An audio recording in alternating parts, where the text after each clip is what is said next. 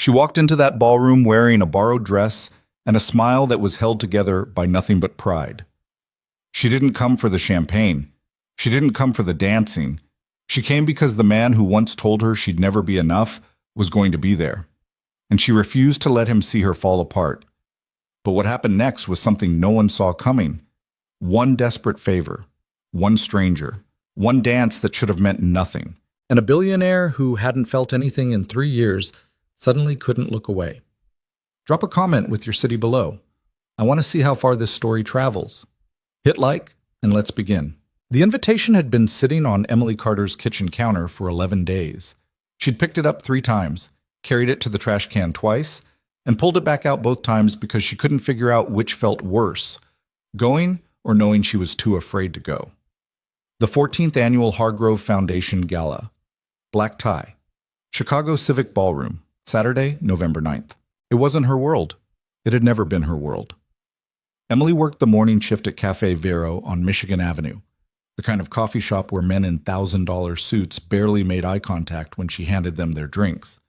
And she picked up weekend hours waiting tables at a private dining club on the north side called Holbrook's, where she wore a stiff white apron and smiled until her face hurt, and went home smelling like garlic butter and disappointment.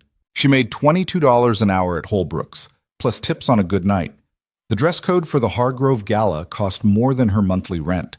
But Daniel would be there. Daniel Marsh, her ex of 2 years, the man who'd ended things 7 months ago via a text message that read, "I don't think we want the same things," which was the polite way of saying he'd started dating Veronica Holst, whose family owned 4 properties in Lincoln Park, and whose idea of a tight month was only buying 1 pair of shoes. Emily had found out through Instagram the way people found out about most devastating things these days. A photo of Daniel and a tall, glossy-haired woman at a rooftop bar, captioned, "Can't stop smiling," with a stupid little sun emoji. She'd stared at that photo for 40 minutes before putting her phone face down on the bathroom floor and sitting in the shower until the water went cold. That was 7 months ago. She was fine now. She was mostly fine. She called her best friend Jess at 9 o'clock on a Thursday night, which was always a sign that something was wrong. "He's going to be at the Hargrove Gala," Emily said, without even saying hello. There was a pause on Jess's end. "Daniel?" "Daniel and Veronica." Another pause. "How do you know?" "Her Instagram. They're going. There's already a pre-gala post. She's wearing Valentino." Emily sat down on her couch and pulled a throw blanket over her legs, even though it wasn't cold. "I got an invitation through the volunteer program at work. They donate proceeds to the Literacy Foundation every year, and they give staff members 2 comp tickets. Are you thinking about going?" "I think I have to go." "Emily, I know how it sounds. It sounds like you want to torture yourself at a fancy party. It sounds like I refuse to sit in my apartment on a Saturday night eating cereal while Daniel Marsh drinks free champagne with his rich girlfriend and thinks he made the right choice." Jess was quiet for a moment. Then, "I'll lend you the black dress, the one from Carrie's wedding. It still fits you." Emily exhaled. "Thank you. But promise me something." "What?" "Don't do anything that makes you feel smaller than you already do. You hear me?" Emily looked around her apartment. The water stain on the ceiling she'd reported to the building manager 4 times. The stack of unpaid medical bills rubber-banded together on her bookshelf. The single lamp in the corner casting everything in yellow light because she'd never gotten around to buying a floor lamp, and overhead lighting was a headache. "I promise," she said. She wasn't sure she believed herself. The night of the gala, Emily stood in front of Jess's full-length mirror and tried to remember the last time she'd looked like someone who had her life together. The black dress was floor-length with a small slit at the left ankle and a structured back that required you to stand up straight, which was maybe why Jess had picked it, because it forced a kind of dignity even when you felt anything but. Emily had borrowed a pair of heels too, pointed-toe black ones that were half a size too small, and she'd done her own makeup in Jess's bathroom with a mascara wand and a red lipstick that was probably too bold but felt necessary.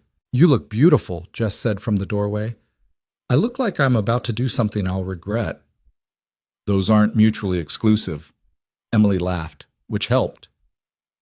The Civic Ballroom was 20 minutes away by cab, and Emily spent the entire ride rehearsing expressions. Calm, unbothered. Oh, Daniel? I barely thought about him. She practiced keeping her shoulders relaxed. She practiced looking like someone who drank champagne all the time and thought nothing of it. She was terrible at lying to herself, but she was going to try. The gala was enormous. Not just big, enormous, the way old money always was. Not flashy, but suffocating. The Civic Ballroom had been built in 1927, and every inch of it had that gilded, heavy-curtained grandeur that made you feel like you'd shrunk when you walked in. Crystal chandeliers hung in rows above a marble floor that reflected everything back at you, so that the crowd below looked like it was floating over itself. A 12-piece orchestra was playing something classical and slightly too loud from the raised platform at the far end of the room. The smell of flowers was overwhelming, lilies everywhere, white and perfect, like someone had decided this party would look like a funeral with better lighting. Emily handed her ticket to the door attendant and accepted a glass of champagne from a passing tray, and spent the first 20 minutes pressed against the wall near the appetizer station, trying to look like she was simply taking a thoughtful moment rather than drowning. The people around her were the kind of wealthy that didn't feel the need to announce itself. No logos, no loud colors, just very good fabric and very confident posture and the way rich people talk to each other. Not loud, never loud, but with the complete certainty that the conversation they were having was the most interesting one in the room. Emily watched a woman in an emerald gown laugh at something her companion said, and wondered if she actually found it funny, or if this was simply what you learned to do when you'd been doing this long enough. She was on her second champagne when she saw him, Daniel. He was across the ballroom near the bar, wearing a tux that actually fit him. He'd always had a good tailor. That was one thing about Daniel. He understood clothes. And he was standing close to a woman Emily recognized immediately from Instagram. Veronica Holst was tall, ash blonde, with the kind of bone structure that read effortlessly on camera and devastatingly in person. She wore a burgundy gown and a pearl necklace that was probably real, and she was touching Daniel's arm when she laughed. This casual, claiming touch, the kind that said this one's mine without any words. Emily looked away fast. Her chest did something complicated that she refused to call heartbreak because she'd already been through heartbreak. She was done with it. This was something else. This was anger, maybe, or something worse than anger, which was the specific misery of watching someone not miss you. She set her champagne glass down on a table she didn't belong to and decided she needed air. But the exit was on the other side of the room, which meant crossing the ballroom, which meant passing within 30 feet of Daniel, and she was calculating the geometry of how to avoid this when she heard his voice right behind her. Emily. She went still. She turned around slowly because she needed the extra second to put her face together. Daniel looked good. She hated that.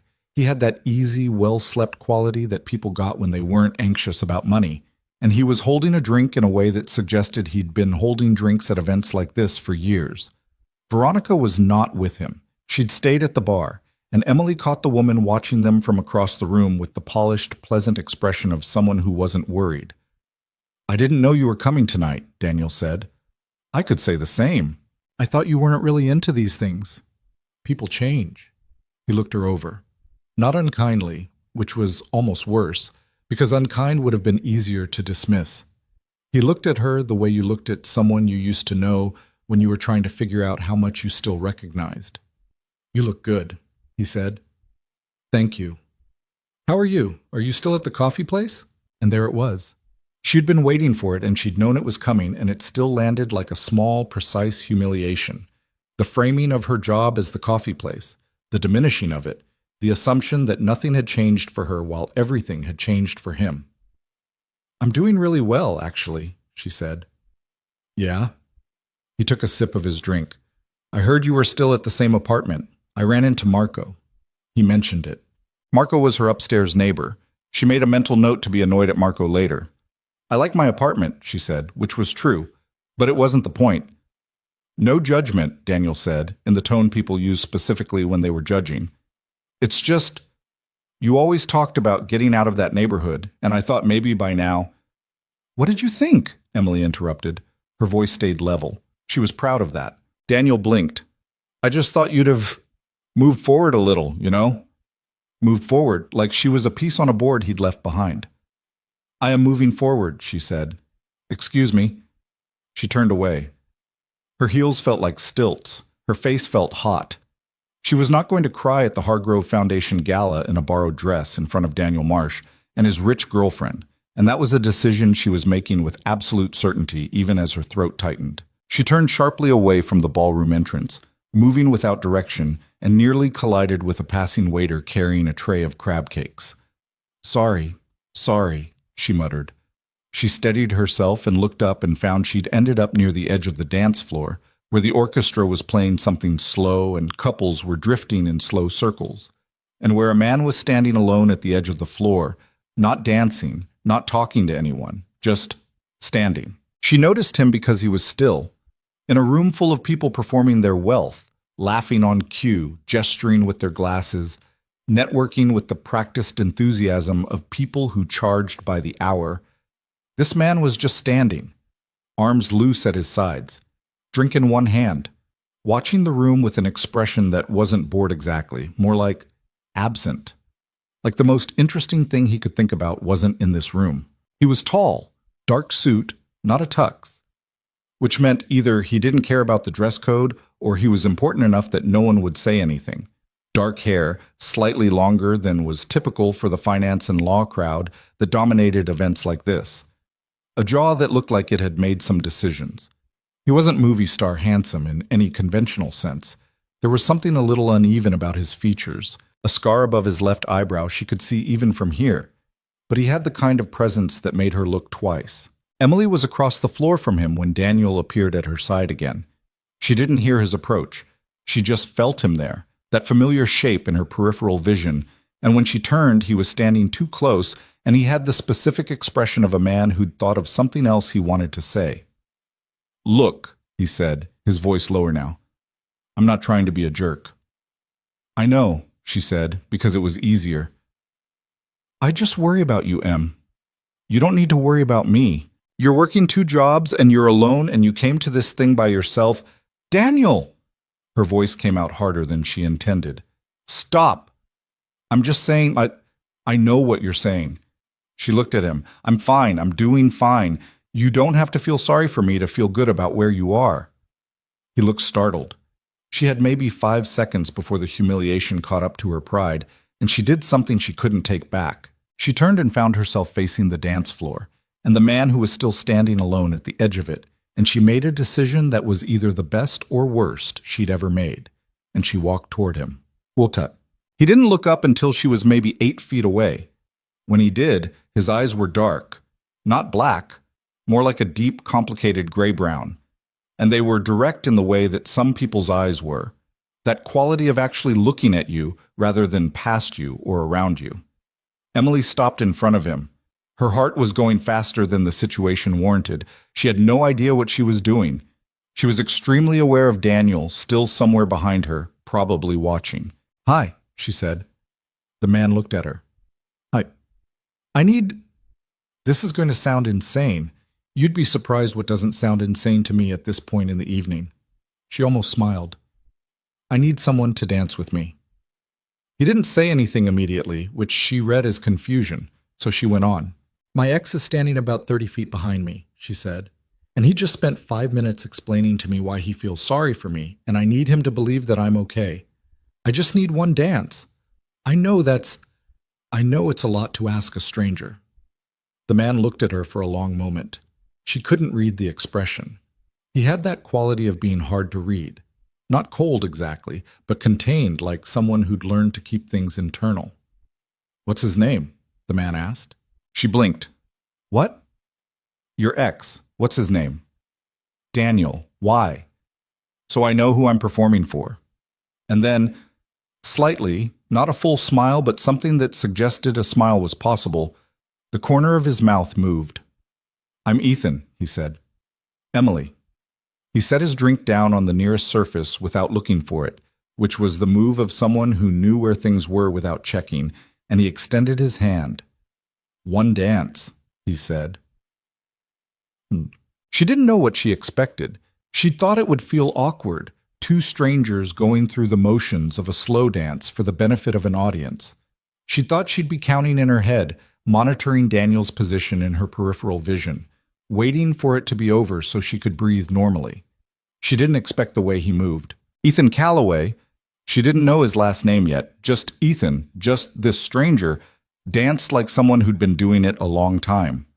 Not showy, not performing. He led with quiet certainty, his hand at her back steadying without pressing, and he had that rare quality in a dance partner of making you feel like you were the one doing it right. She relaxed, which surprised her. The orchestra was playing something she didn't know, something with a long, low pull to it, a melody that circled back on itself. And the chandeliers above turned everything gold, and Emily let herself be led and tried to remember why she'd come here tonight. She could feel Daniel somewhere in the room. She didn't look. "Is he watching?" Ethan asked quietly, close enough that she could hear him without him raising his voice. "I think so," she said. "I'm trying not to check." "Don't check," he said. "Nothing reads worse than someone looking for the reaction." "Is that experience talking?" Unfortunately. She glanced up at him. Up close, he looked different than he had from across the room. Less like a photograph, more like a person. There were shadows under his eyes that suggested he either didn't sleep enough or slept badly, and the set of his mouth had a practiced quality, like he'd learned what expression to wear at functions like this, and he wore it, but it cost him something. "You don't want to be here," she said. It came out before she decided to say it. He looked down at her. "What makes you say that?" "You were standing alone for a while before I came over. You had that," she searched for the word, "that I'd rather be anywhere else thing." Something shifted in his expression. Not offended, more like surprised. "I was thinking about something," he said. "What?" A pause, then, "My daughter, she's 7. She had a bad dream last week, and she wouldn't sleep unless I left the light on in the hall. I've been leaving it on every night since, and she hasn't had another bad dream. But I keep thinking, what if she does? What if she's having one right now and the light doesn't help?" Emily looked at him. She hadn't expected that. "Does someone stay with her tonight?" she asked. "Her nanny. She's good. Claire's been with us 3 years. She knows what to do." He paused. "That doesn't stop you thinking about it." "No," Emily said. "I imagine it doesn't." They danced. The music moved around them. "What's her name?" Emily asked. "Sophie." And something in his voice when he said it, careful, a little tender, the way people said names that mattered, made her chest do something quiet and unexpected. "That's a good name," she said. "She picked it herself," he said. "I mean, we named her. But she's decided it's a good name and she's very firm about it." Emily laughed. A real one, not the practiced social kind.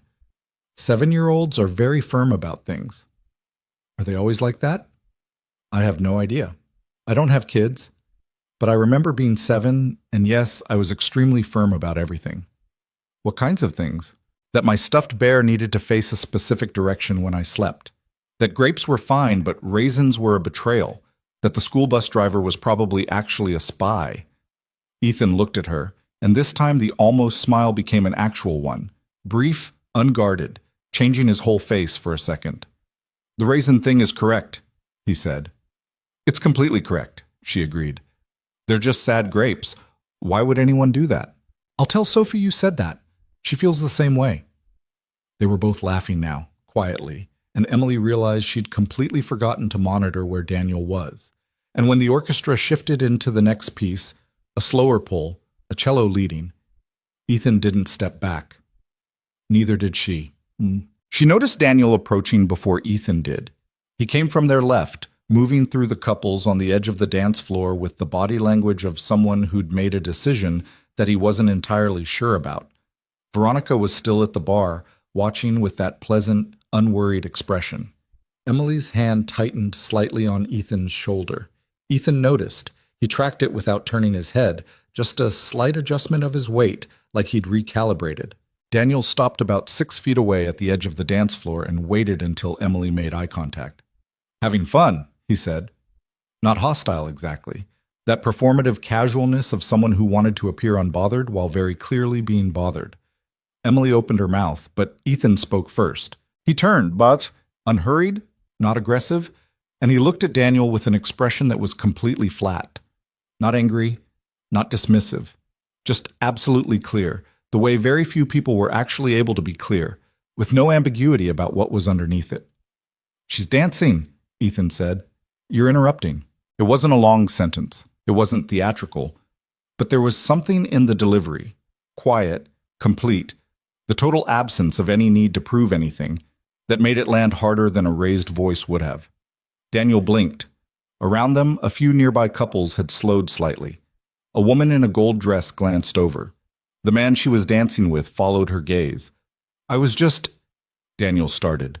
"She doesn't need anything from you right now," Ethan said, in the same even tone. "Enjoy your evening."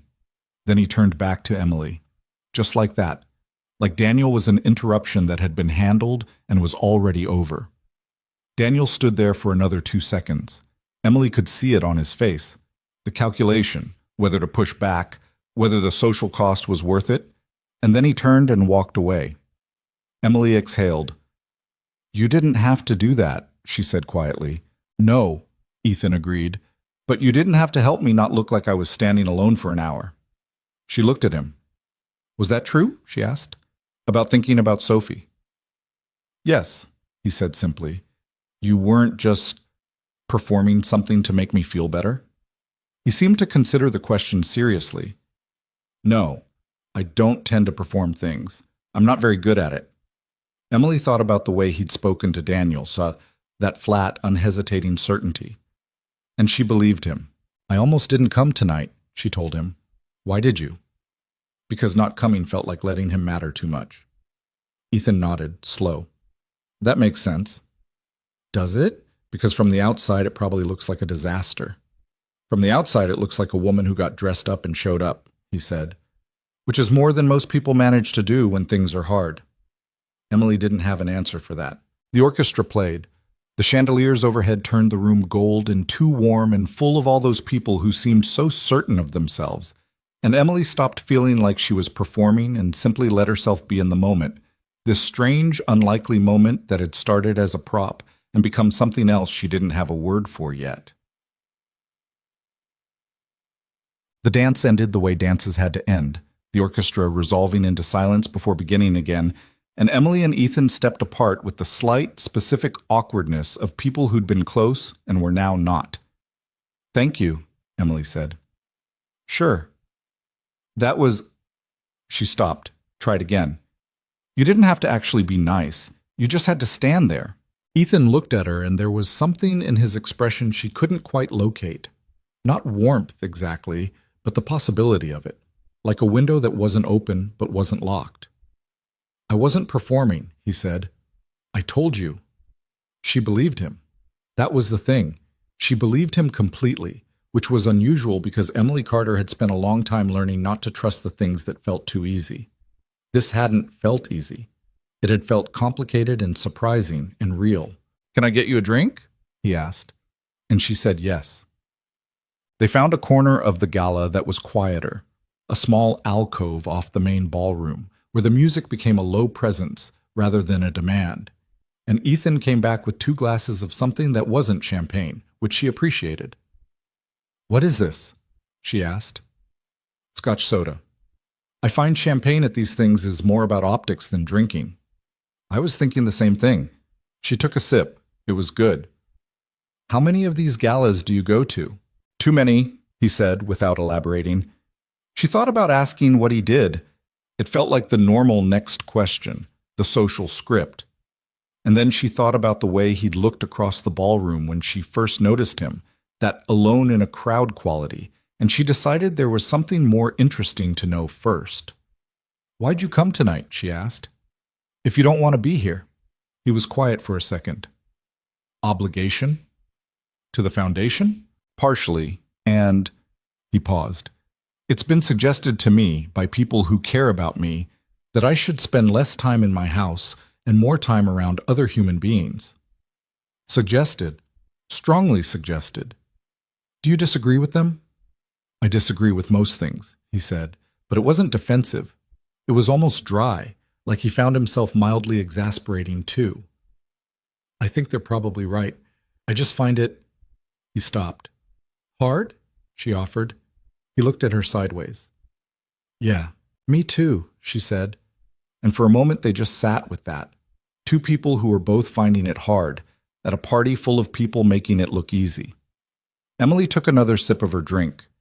The alcove they'd found was decorated with a framed print of the Chicago skyline. Old, the kind that showed the city's silhouette before half the current buildings existed, and a small table and two chairs that seemed like they'd been placed there for exactly this kind of conversation. "What do you do?" he asked. He'd waited long enough that it felt genuine rather than scripted. "I work at a coffee shop," she said, "and I wait tables on weekends at a private dining club on the north side." She watched his face for the flicker she'd learned to expect, the slight recalibration when people understood she was working class at a charity gala.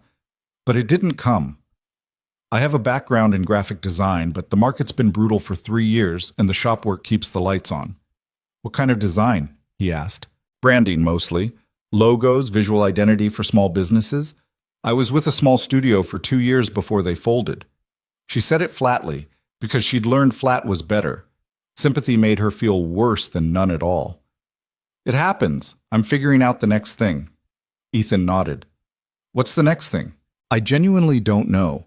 I have about 4 different plans and none of them are funded, and I rotate between feeling like one of them will work and feeling like I should pick the most stable option and stop pretending I'm going to do something I love." She looked at him. "Sorry, that was a lot." "No, it wasn't," he said simply. "You don't have to be polite." "I'm not being polite. I was listening." He turned the glass in his hands.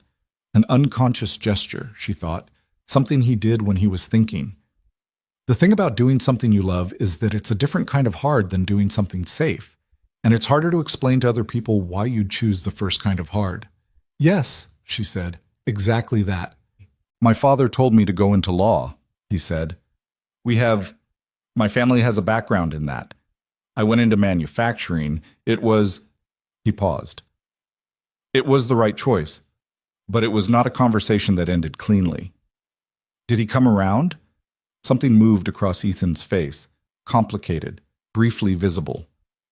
"He died before the business became what it became." "I'm sorry," Emily said. He nodded. "He would have had opinions," he said, and it came out with a quality she couldn't quite read. Rueful, maybe, or just honest. She wanted to ask more.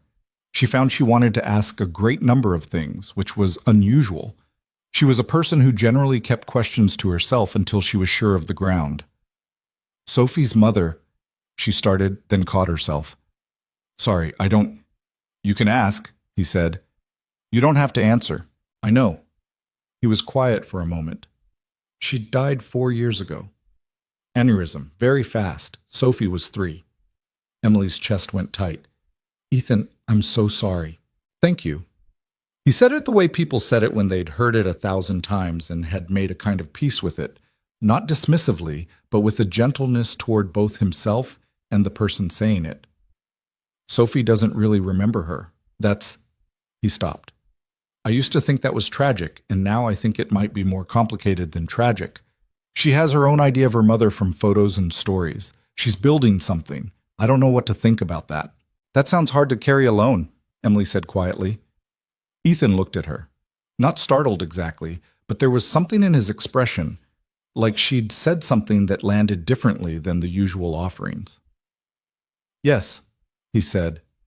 Just that. The alcove was quiet. The music from the ballroom was a warm, low murmur through the wall. "I haven't talked about this in a while," he said. "With someone who wasn't—" He seemed to search for the word. "Paid to listen." "Therapist?" "Among others." Emily almost laughed, not unkindly. "When's the last time you talked to someone just because?" "Yeah." He thought about it genuinely. "I'm not sure I can answer that precisely." "That's a sad answer."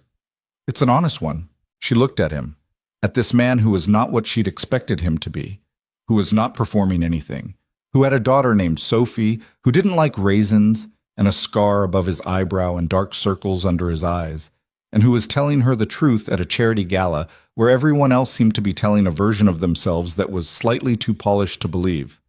"You should probably go back to the party," she said. "People are probably looking for you." "Probably," he said. He didn't move. I should check if my invite included dinner seating. Emily. She stopped. He looked at her directly. No social function gloss, just that gray-brown directness. I'm glad you asked me to dance, he said. She didn't know what to say to that. It landed too simply to deflect and too sincerely to minimize. Me too, she said finally, and meant it. That was when they found him. She heard the voices first, footsteps, a specific urgency in tone, the cluster of sound that meant people moving with purpose. She turned and saw 3 men coming through the alcove entrance in rapid conversation, all of them in suits, all of them with the air of people who worked for someone rather than working for themselves. The one in front, 40s, dark tie, face doing something complicated between relief and anxiety, spotted Ethan and stopped short. Mr. Calloway? He was slightly breathless, like he'd been looking for a while. The Hartman group is asking for a word before the dinner seating, and Jenkins needs a decision on the Pacific contract before— I'll be there in a moment, Ethan said. His voice hadn't changed, still that same measured, quiet quality.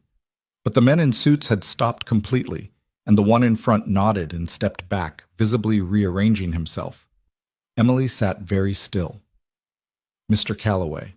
The name was familiar in the way that things were familiar when you'd heard them in passing without paying full attention. In a headline you'd scrolled past, in background noise on television, in the casual shorthand of people who talked about business the way Emily talked about coffee orders. Calloway Automotive. She'd seen the name. Everyone had seen the name. The company had been everywhere for the past 3 years. Profiles in business magazines, aggressive expansion into European markets, a very public and very successful lawsuit against a competitor that had made the financial news for months. Ethan Calloway was the founder, the CEO. The man whose face was on the cover of Forbes 18 months ago, standing in front of a production floor in Detroit, looking at the camera like he'd already decided what was going to happen next. She'd seen that photo. She hadn't recognized him without the context. She looked at him now, at this man she'd been sitting with for 40 minutes, who told her about his daughter's nightlight and his dead father, and the way grief was more complicated than tragic. And she felt the floor beneath her shift in a very specific, very familiar way. The way floors shifted when you realized you'd been somewhere you had no business being. Ethan looked at her, and he must have seen something in her face because his expression changed. Not much, but enough. Emily, you're Ethan Calloway, she said. Her voice came out steady, which she was grateful for. You're the Ethan Calloway. Yes, he said simply. No apology, no performance of it. I didn't— She stopped. You let me talk about my 2 jobs. You asked about my daughter, he said. That felt more important. She stared at him. The men in suits were hovering near the entrance, not quite leaving. I need a minute, Ethan said to them, without looking away from her. Sir, the Hartman— A minute, he repeated, and there was nothing loud in it, but they went quiet immediately. Emily looked at her glass, then at the framed skyline print on the wall, then at him. I was complaining about my rent to one of the wealthiest men in the country, she said. You were talking, he said. There's a difference. There really isn't. Emily? He leaned forward slightly. I have not had a real conversation at one of these things in— He stopped. A long time. And I wasn't performing interest. I told you that. I know, she said.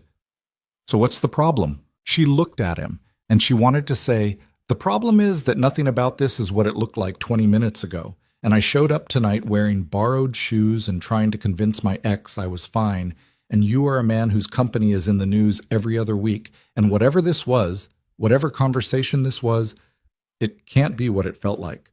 But what she said was, I should find my table. He held her gaze for a moment. Then he stood.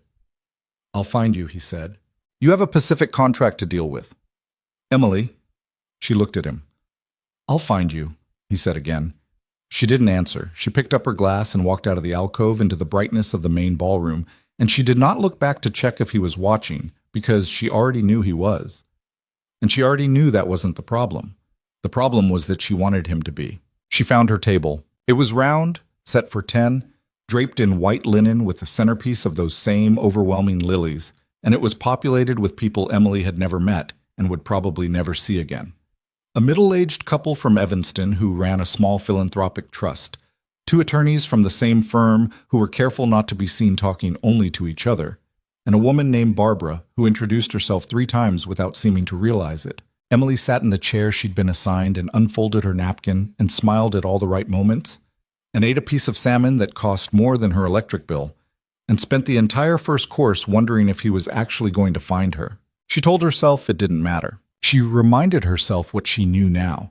Ethan Callaway, the Ethan Callaway, a man whose net worth had been printed in magazines, whose company manufactured luxury vehicles for people who considered $100,000 a reasonable entry point for a car, whose name appeared in financial headlines the way weather appeared in conversation, constantly, casually, and as a given. He was not someone who wandered around charity galas talking to waitresses from the North Side about raisins and childhood stuffed animals, except that he had. For 40 minutes, without performing it, without looking like he was doing anyone a favor. She pressed her water glass against her palm under the table and tried to feel normal. Barbara introduced herself again. "Emily," Emily said. "Nice to meet you." Across the ballroom, somewhere past the dance floor and the lilies and the 12-piece orchestra, Ethan Callaway was probably back where he belonged, surrounded by executives talking about Pacific contracts and investment groups and all the machinery of a life that had nothing to do with hers. That was fine. That was how it was supposed to be. She'd gotten what she came for. She'd danced. She'd survived the Daniel conversation. She'd made it through the evening without crying in a bathroom, which was a genuine success by the metrics she'd set coming in. She was fine. She was absolutely, completely fine. Then the seat to her left pulled out, and Ethan sat down in it, and she was not fine at all.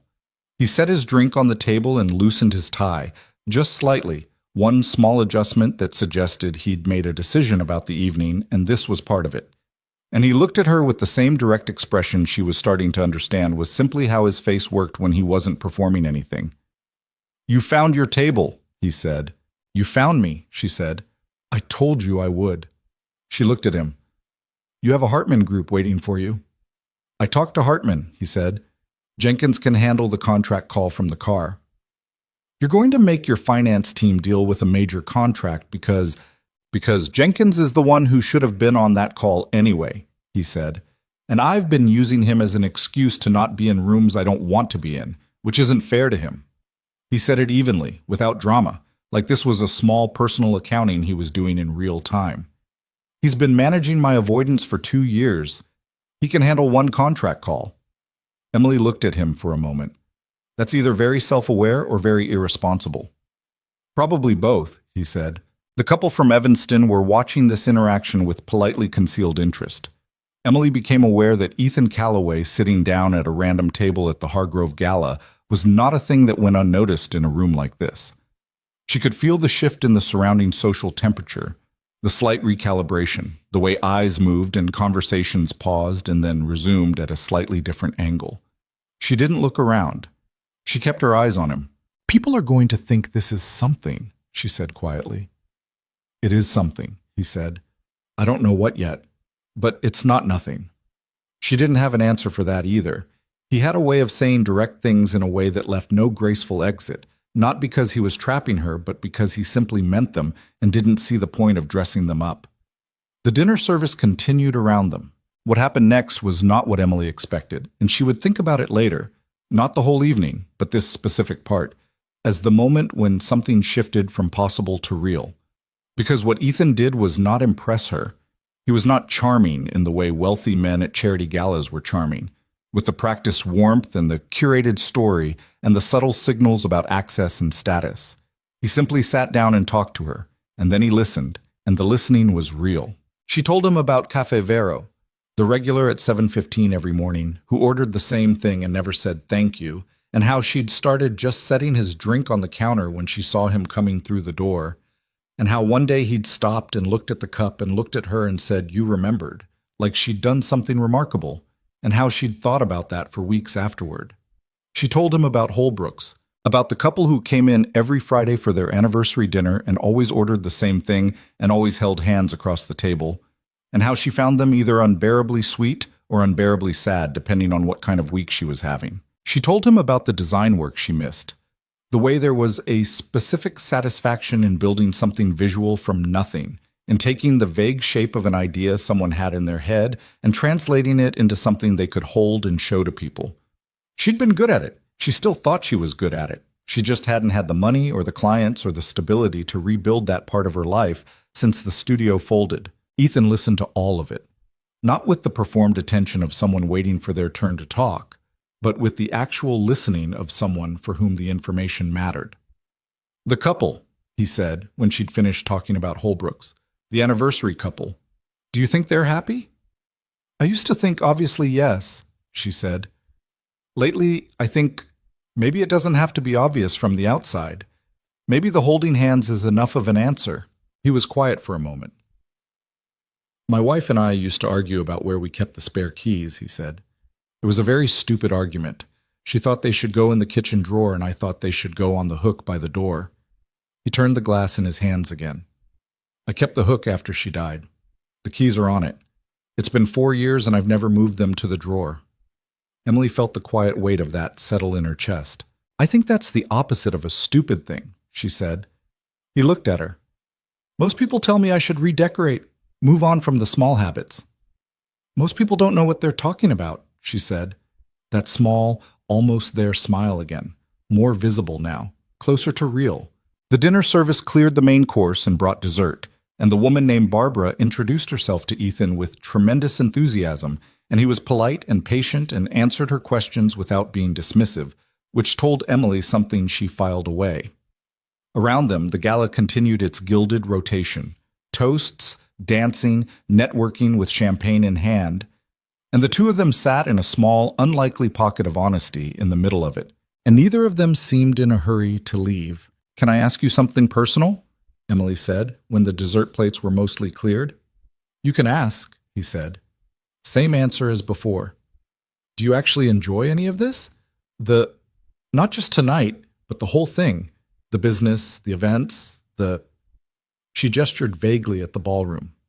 "The level of it." He thought about that seriously, which she'd come to expect. "Parts of it," he said. "The manufacturing side, the actual engineering, the design of the vehicles, talking to the people on the production floor who've been doing it for 20 years and know things I'll never know. That part I love. That part I'd do for nothing." He paused. "The rest of it is," he searched for the word, "overhead. Necessary overhead? You pay it because the work requires it." "That's honest." "You asked an honest question.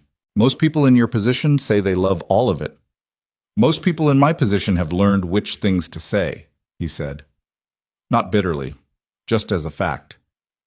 "You're not very good at that, are you?" she said. It came out like a statement, not a question. "Terrible," he agreed.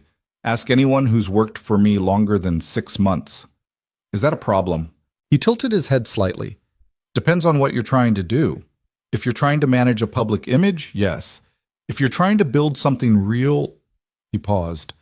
"I think people mostly know when they're being handled. I'd rather just say the thing." She looked at him for a moment. "You'd rather just say the thing," she repeated slowly. "Yes." "Then say one," she said. "Something you'd normally keep to yourself at an event like this." He looked at her. The noise of the ballroom was a warm, distant thing around them. "I don't want to go home to an empty floor, but," he said quietly, "Sophie's going to be asleep. Clara will be reading in the guest room with the door mostly closed. And I'm going to come in and check on Sophie, and she's going to be fine. She's always fine. And then I'm going to be the only one awake in a 5,000 square foot penthouse, and I don't know what to do with that particular silence anymore." Emily didn't say anything for a moment. The honesty of it was so unarmored that responding felt like it required care. "How long has it been like that?" she asked. 4 years, he said, "more or less. That's a long time to be the only one awake." "Yes," he said, "it is." She thought about her own apartment, the yellow lamp light, the water stain, the stack of bills, the specific silence of a space that was too small for loneliness to really echo, which meant you couldn't even get dramatic about it. Her loneliness was just there. Constant background noise. "Mine's different," she said. "But I understand the thing you mean, where the quiet starts to have a shape." "Yes," he said, And he said it like she'd confirmed something. They sat with that for a moment. Two people who'd each said more than they'd intended, at a charity gala full of people who hadn't said anything real all evening. Then Ethan looked at his watch, a reflex more than a decision, and something shifted in his expression. Not the end of the conversation, but a kind of reckoning with it. "Come see the city," he said. She looked at him. "What?" "The penthouse has a terrace. You can see the entire lakefront from it." He said it simply, like he was offering to show her a photograph. I'm not trying to." He stopped himself, which was the first time she'd seen him do that. "I'm not trying to take advantage of the situation. I want to be clear about that." "I know," she said. And she did know. That was the strange thing. In a room full of men who knew how to perform sincerity, she'd somehow ended up spending the evening with one who didn't know how to perform anything. "It's just the view," he said, "and probably a better drink than this." He looked at his glass. "And Sophie is asleep, so she won't interrogate you, which I understand is what she typically does with new people." Emily looked at him, at this man who was not what the magazine cover had suggested, who was complicated and careful and carrying a specific kind of loneliness, and who talked about his daughter the way people talked about the most important thing they had. She thought about the borrowed dress, the two small shoes, the 11 days that invitation had sat on her kitchen counter. She thought about what Jess had said. Don't do anything that makes you feel smaller than you already do. And she thought, for the first time all evening, that she wasn't feeling small. She felt, improbably, like herself. Not the version of herself she'd rehearsed on the cab ride over, the unbothered, moving forward version.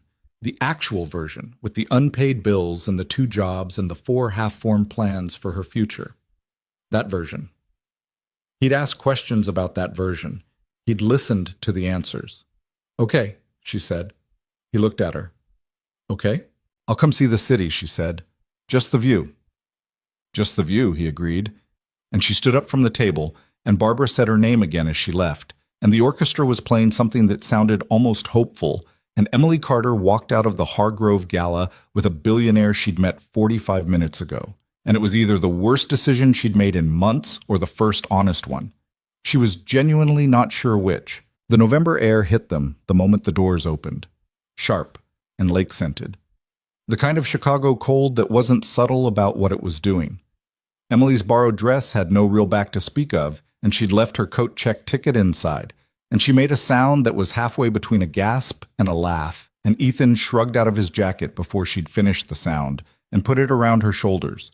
It was warm. It smelled like something plain and clean, not a cologne she recognized. "Thank you," she said. "The car's here," he said, nodding toward the black vehicle that had appeared at the curb with the quiet efficiency of things that were arranged in advance without drama. She looked at the car, then at him. "Do you ever have to wait for anything?" she asked. He considered it.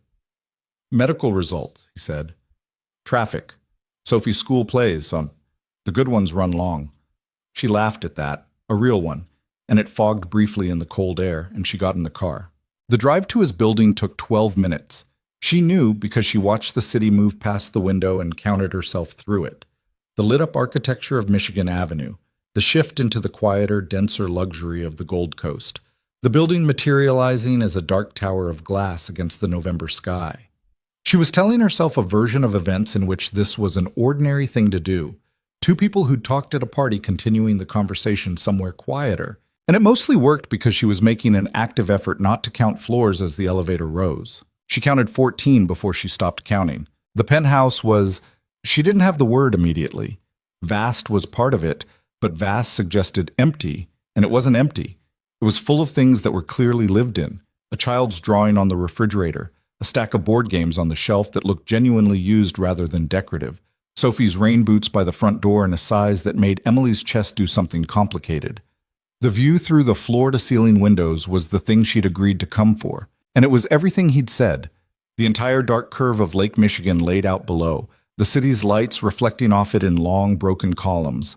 The kind of view that made you understand for a moment why some people paid whatever they paid to have it. But it was Sophie's rain boots she kept looking at. "Coffee?" Ethan asked from the kitchen. "Yes, please." She moved to the windows. The lake was enormous and very still from this height. This is, yeah, this is something. Most nights I don't see it anymore, he said from somewhere behind her. You stop looking at the things that are always there. That's a sad thing to say about a view like this. I know it is. The sound of a coffee machine, the quiet domestic percussion of two cups being pulled from a shelf. She watched the lake and thought about the specific thing he'd said at the gala about coming home to an empty floor, and she understood it better now. Not the size of it, she'd expected the size, but the way a space this large could simultaneously be full of evidence of love, the drawings, the boots, the board games, and still echo. He came to stand beside her with two mugs, and he handed her one, and they stood at the window. She drew that, he said, nodding toward the refrigerator where a crayon rendering of what appeared to be a very happy purple horse was held up with a magnet shaped like an Illinois license plate. She's going through a horse phase. Everything is horses. How long has the phase been going on? 7 months?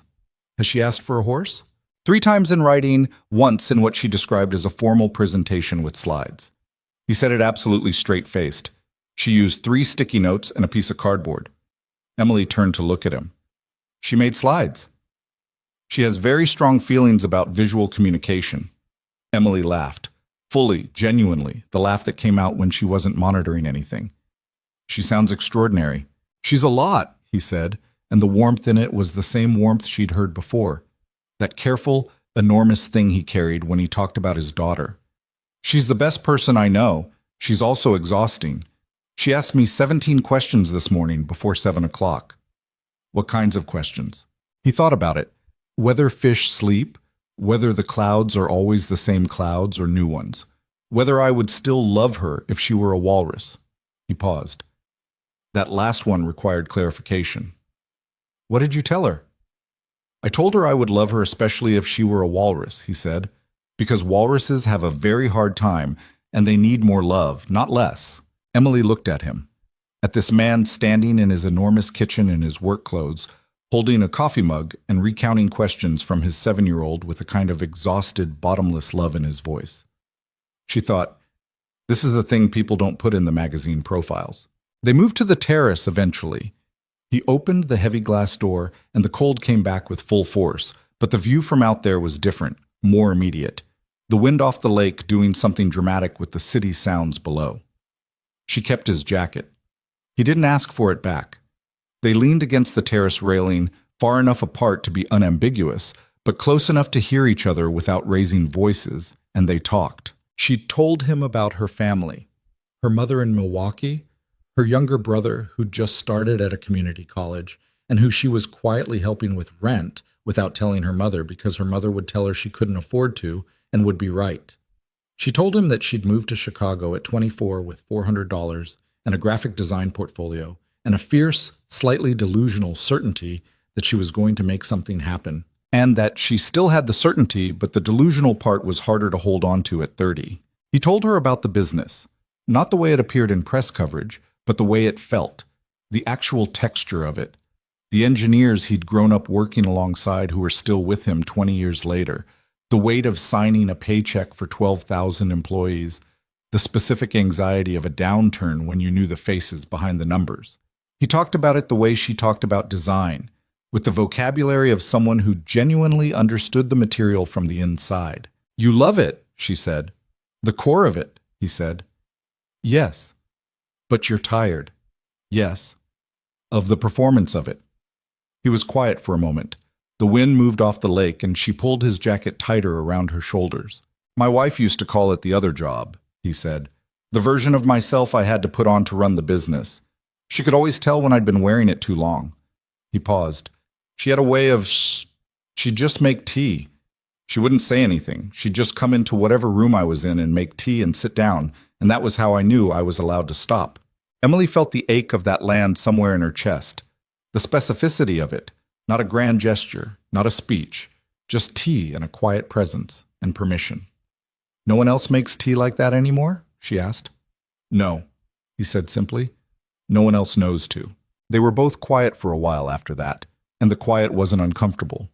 It was the kind of quiet that was its own form of conversation. Two people sitting with the weight of honest things they'd said, not rushing to fill it with anything lighter.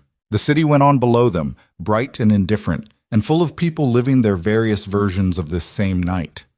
Somewhere in the building, down a hallway she hadn't seen, Sophie was asleep with the hall light on against bad dreams, and Clara was in the guest room reading, and the apartment was everything Ethan had described, full of the evidence of a life being carefully maintained in the absence of the person who'd once made the maintenance feel lighter.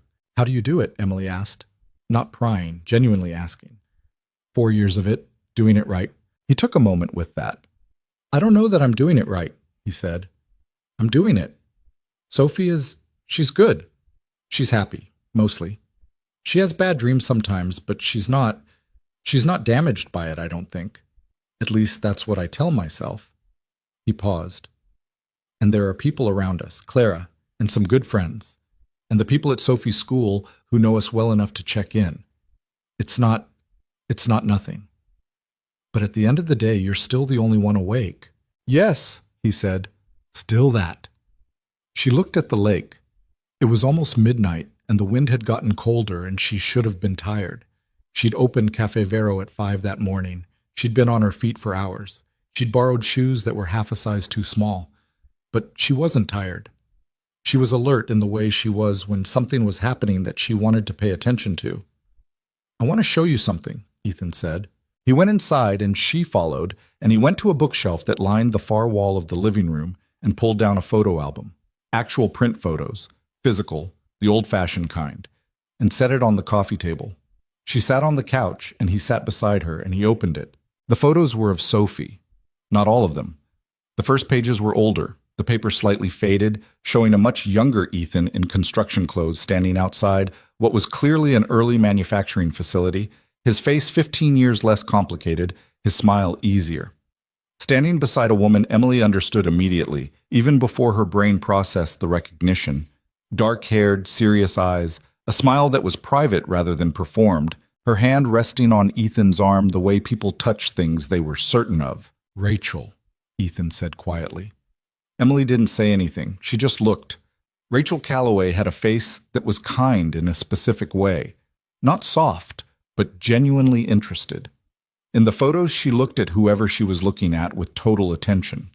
She looked at Ethan the way the anniversary couple at Holbrook's looked at each other, with the easy certainty of people who'd made a decision and weren't revisiting it. Then Sophie arrived in the album, a round, solemn infant in the first photos, then a wobbling toddler, then the explosion of personality that seemed to arrive somewhere around age 4, the photos getting more chaotic after that, more candid, one where Sophie was covered in what appeared to be chocolate and wearing a very serious expression.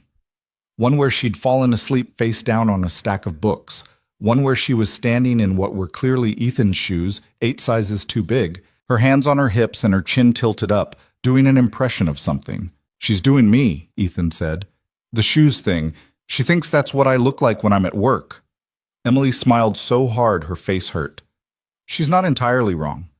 "No," he agreed. "She's not." They sat with the album between them, and she asked questions, and he answered them. Which school? Which birthday? What happened the week of the photo where Sophie had the black eye and the smug expression? She fell off a climbing structure and immediately asked if she could tell her friends she'd been in a fight.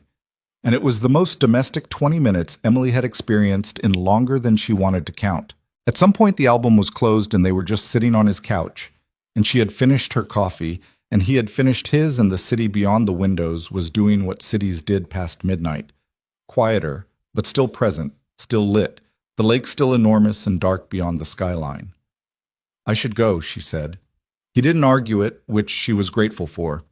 "I'll have a car take you home," he said. "You don't have to—" "Emily." He looked at her. "Please let me do that one thing without it being a statement about the difference between our incomes." She looked at him, and then, because it was true and she was tired and the evening had made her honest in ways she didn't usually allow herself. "Okay, thank you." He nodded. She stood up and started to take off his jacket, and he said, "Keep it, it's cold." And she almost argued, and then she didn't, because it was cold and the shoes were already hurting her and she was choosing her battles. While he arranged the car, she stood by the refrigerator and looked at Sophie's purple horse. It was drawn with tremendous confidence. Thick crayon lines, no hesitation in the marks. the way children drew before they understood that other people were going to look at it and have opinions. The horse was purple because Sophie had decided it was purple. The horse was happy because Sophie had decided it was happy. The world in the drawing was exactly as Sophie had wanted it to be. Emily thought, I used to draw like that, before the studio folded, before the medical bills, before the 2 jobs and the borrowed dress, and the 11 days the invitation sat on her kitchen counter, while she convinced herself she wasn't afraid. She heard Ethan come back into the room, and she turned. 5 minutes, he said. The driver will text when he's outside. She nodded. They stood on either side of the kitchen island, and the apartment was quiet around them, and the city glowed through the windows. Tonight was... She started. Yes, he said before she could finish. She looked at him. You don't know what I was going to say. Something about it being unexpected. Something like that? It was, he said. Unexpected is the right word for it. A pause. The city. Sophie's sleeping presence somewhere down the hall light still on. I'd like to see you again, Ethan said. He said it the way he said things, directly, without dressing it up, with the specific quality of a person who decided something and was just reporting the decision.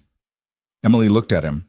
She thought about Jess and the borrowed dress and the way she'd come tonight to prove something to someone who wasn't worth proving anything to, and how none of that had turned out to be the point. That's probably complicated, she said. Yes, he agreed. You're... She gestured vaguely. And I know what I am, he said. And I know what tonight was. And I'm not trying to make it something you're not ready for. He held her gaze. I'm just being honest about where I am. She studied him for a moment. That direct, uncomplicated honesty that she kept waiting to turn out to be a performance and kept failing to find the seams of. I'll think about it, she said. He nodded. He seemed to find that acceptable, which meant he actually respected it, which was its own kind of answer. Her phone buzzed. The driver was outside. She walked to the door and he walked with her, and she had his jacket on and Jess's dress underneath it, and her 2 small heels and 11 months of accumulated exhaustion, and she stopped at the door. She turned around. Ethan Calloway was standing in his own doorway at midnight, in his own home, with the hall light on behind him, and a photo album on the coffee table, and a purple horse on his refrigerator. He looked like someone at the end of a long day. He looked like a person, is what he looked like. And that was the thing she couldn't get past. Not the penthouse, not the company, not the Forbes cover. Just this. Good night, Ethan, she said. Good night, Emily, he said.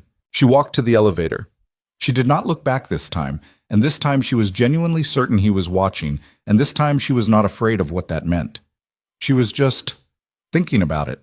The elevator came. She got in. The doors closed on the hall light still burning at the end of the corridor, and the city took her back down into itself.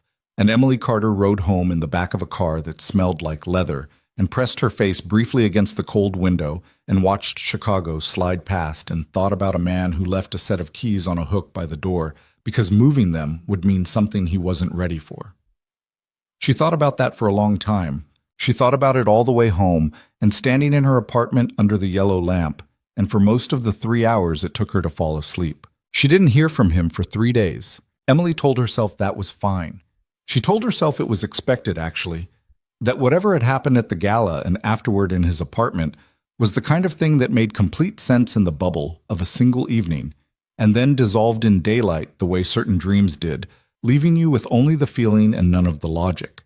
She told herself that Ethan Calloway had a company and a daughter and a life that operated at a scale she couldn't fully picture, and that she had a 5A, message alarm and a coffee machine and a stack of rubber-banded bills, and that the 2 of them sitting on his couch looking at photo albums past midnight was a lovely and unrepeatable thing that she was going to carry quietly and not make strange by expecting it to continue. She was very convincing when she talked to herself. She was less convincing when she was wiping down the espresso machine at Cafe Vero at 7:15 and found herself checking her phone between customers. The regular at 7:15 came in, and she set his drink on the counter before he reached her, and he looked at it, and then at her and said, "You always know." And she smiled and said, "Habit," and the interaction took 11 seconds and cost her nothing, and she thought about Ethan telling her that story had been worth hearing. She went home after her shift, She made pasta because it was cheap and required minimal decisions. She sat at her kitchen table and opened her laptop and pulled up 3 half-finished freelance design inquiries she'd been putting off, and stared at them for 40 minutes and closed the laptop. She called Jess on the second night. "He said he wanted to see you again?" Jess asked, for the third time, like she needed to run it through her system a few more times to process it. He said it like it was just a fact, like he was telling me what time it was. That's either very confident or very strange. "I keep going back and forth on which," Emily admitted. "Have you heard from him?" "No." "Are you waiting to hear from him?" Emily looked at the water stain on the ceiling. "I'm not waiting," she said. "I'm just aware of the possibility of hearing from him." "Emily, I know." "That's waiting." "I know," she said again. She slept badly that night and worked the weekend shift at Holbrook's, and the anniversary couple came in on Friday as always and held hands across the table, and she looked at them and thought about a man leaving a set of keys on a hook by the door, because moving them to a drawer meant admitting something he wasn't ready for. She thought about it while she recited the specials and poured the water and smiled at the right moments. On the third day, her phone buzzed with a number she didn't have saved. "I thought you should know that Sophie has informed me raisins are, and I quote, basically a trick. I told her a woman I met recently said the same thing. She wants to know your name so she can thank you properly." E. Emily read it twice. Then she sat down on her kitchen floor, which was not a normal thing to do but felt necessary, and read it a third time. She was smiling. She was aware she was smiling, and she wasn't doing anything about it. She typed back, "Tell her Emily. And tell her raisins and cookies are the worst kind because they disguise themselves as chocolate chips. That's not a mistake, that's a choice." The response came in under 2 minutes. She said exactly. "She's very serious about this. I think you found your people." Emily looked at the ceiling from her kitchen floor for a while. Then she typed, "How are you?" A longer pause this time. She could feel the consideration in it. "Tired. Good kind of tired. We went to the Natural History Museum today. Sophie spent 45 minutes in front of the blue whale and didn't move. I don't know what she was thinking about. I didn't ask." "Why not?" "Some things you watch without interrupting." Emily read that and something in her chest settled in a way that had nothing to do with romance. It was simpler than that. It was the recognition of a person who understood that the right response to certain moments was just presence. She'd spent years around people who couldn't tolerate a silence without filling it, and here was this man choosing to stand next to his daughter and a whale and not say a word. "That's good parenting," she typed, "or cowardice. I'm genuinely not sure which." "Sometimes they're the same thing," she wrote back, and then before she could think about it, "I'd like to see you again too. If that still stands." The pause this time was longer, long enough that she put the phone face down on the kitchen floor and looked at the ceiling and had a very direct internal conversation about what she was doing. Then, "Saturday, dinner, somewhere that's not a gala. I'll pick you up at 7. And that was how it began. Not the gala, not the dance, not the penthouse, or the photo album, or the purple horse on the refrigerator. Those were all overture. It began on a Saturday in late November when a black car pulled up in front of her building on the north side, and she walked out in her own dress. Not borrowed, her actual dress, dark green, slightly rumpled from being folded in the back of her closet, and she'd decided not to pretend otherwise. And Ethan Calloway was standing outside the car instead of waiting inside it. He was in dark jeans and a gray sweater, and he looked more like a person than he had at the gala, less like the magazine cover. "You didn't have to stand outside," she said. "I know," he said. "I wanted to see you walk out." She stopped. "That's a lot to lead with." "I told you I'd rather just say the thing." She looked at him for a moment, this man who apparently said all his things directly and without apology, and she thought, this is either going to be very good or very hard, and I'm not sure there's a version where it's both. "Okay," she said, "let's go." The restaurant was not what she expected. It was small, deliberately so. A 12-table place on the near west side called Mirandi's that had no sign outside and required a reservation 3 weeks in advance, the kind of restaurant that was known by the people who knew it and completely invisible to everyone else. The lighting was low and honest, and the menu was handwritten and changed daily, and the owner came to the table himself and shook Ethan's hand and called him by his first name. "You're a regular," Emily said when the owner had gone. "I come when I need to think," Ethan said. "They don't have a private room. Nobody has meetings here, it's just food." "Do you have a lot of places like that? Places that are just one thing without the other thing attached?" He thought about it. "Less than I should," he said. She ordered the duck because it was what she wanted, and it was the second most expensive thing on the menu, and she'd made a decision in the car that she wasn't going to monitor her choices the way she might have with someone else. Wasn't going to order the pasta because it was the sensible option. Wasn't going to position herself as someone who didn't want things. She wanted the duck. She ordered the duck. Ethan noticed, she could tell. Not with any comment, just a slight shift in expression, something that looked almost like relief. "Tell me about the design work," he said when they were settled. "Not the studio closing. Before that, what you were actually doing." She looked at him. "Why?" "Because when you talked about it at the gala, you went somewhere else. Your whole face changed." She hadn't known he'd noticed that. "I was building brand identities," she said, slowly at first, then with more momentum as the material took over. "Mostly for small businesses, restaurants, boutiques, a couple of nonprofits. The challenge of it is, every business has something it thinks it is, and something it actually is. And usually those are different, and part of the job is figuring out the difference and making the visual language match the real thing instead of the fantasy." She paused.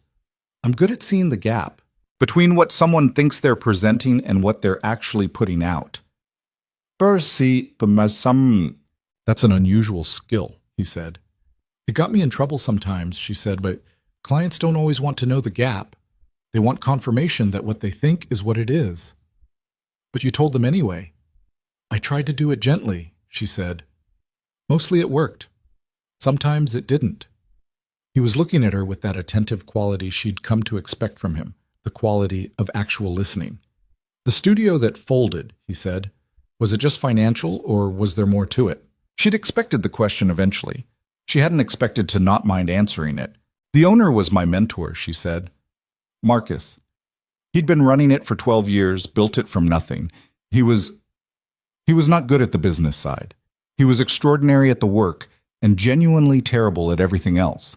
And he kept thinking the next good project would fix the infrastructure problems, instead of building the infrastructure so good projects could keep coming." She paused. "He's doing consulting now, freelance. He's okay.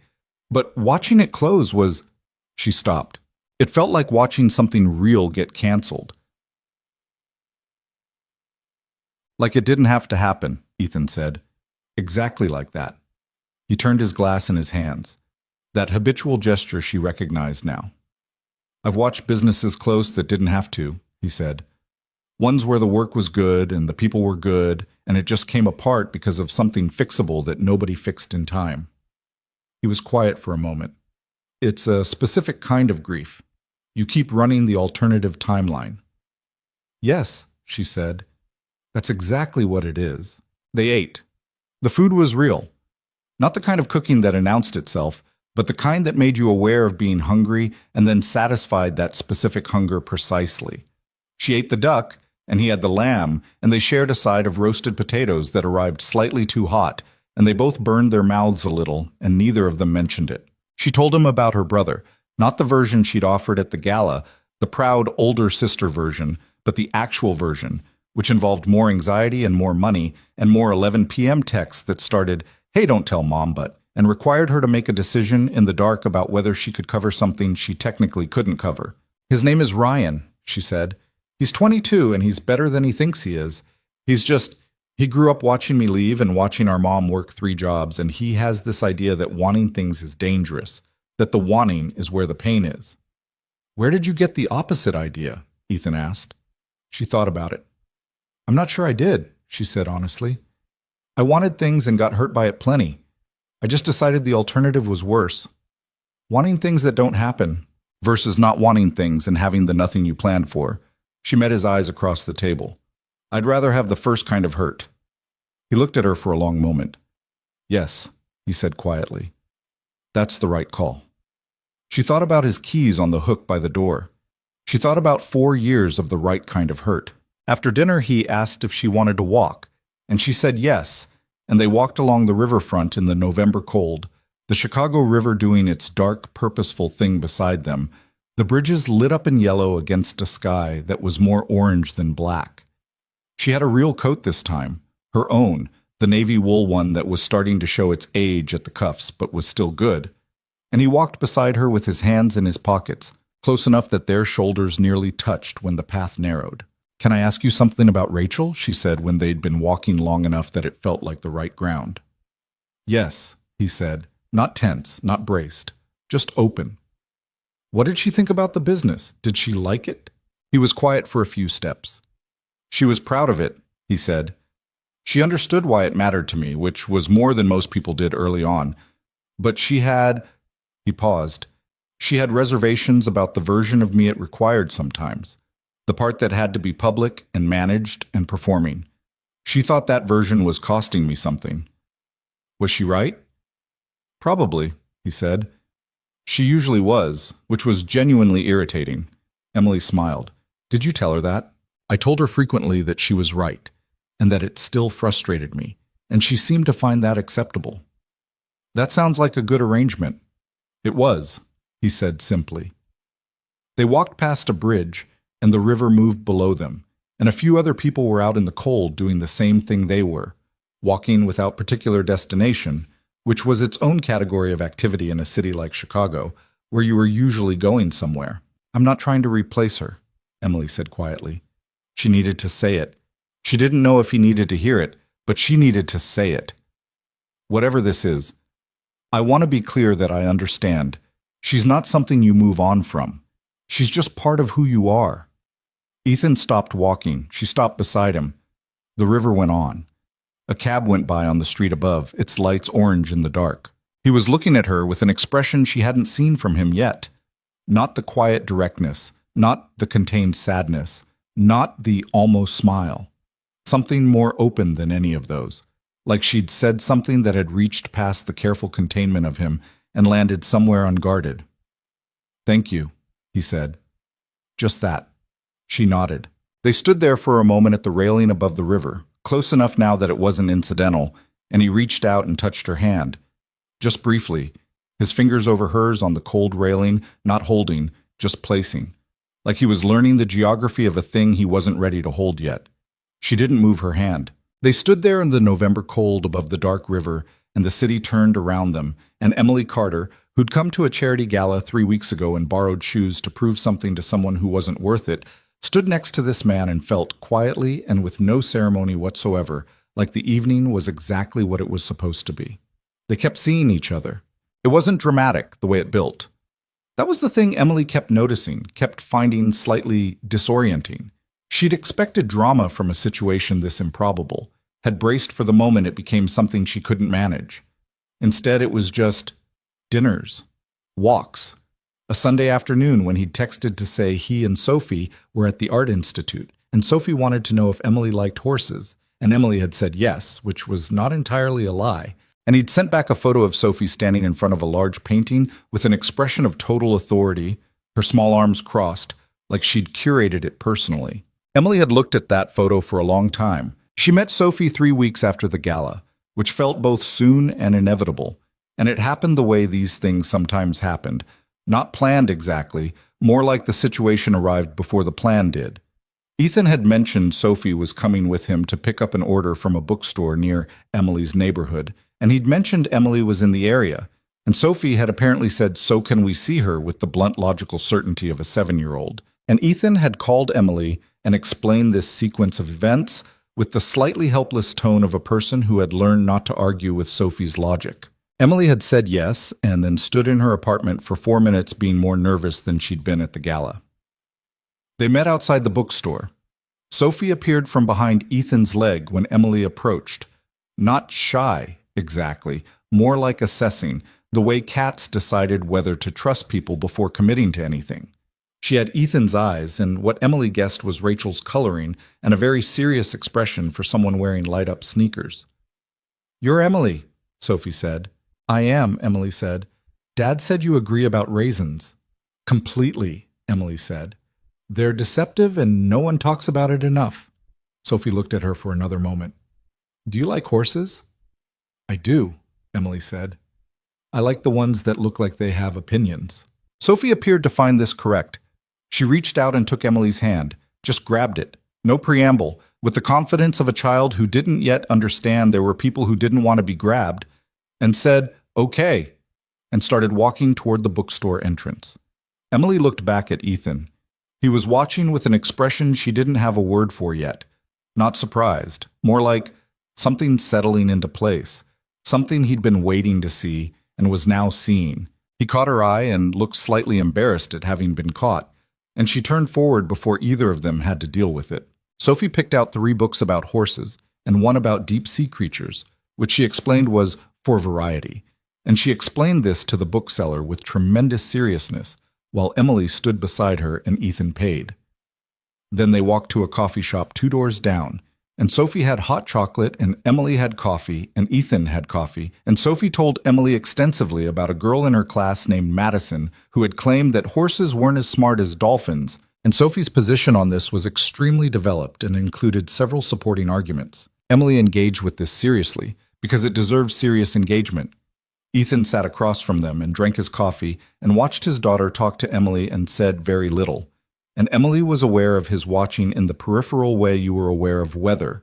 Not intrusive, just present. When they parted outside, Sophie hugged Emily goodbye with the same zero preamble certainty with which she had taken her hand, and then said, "You can come to the museum sometime if you want," in the tone of a very significant invitation.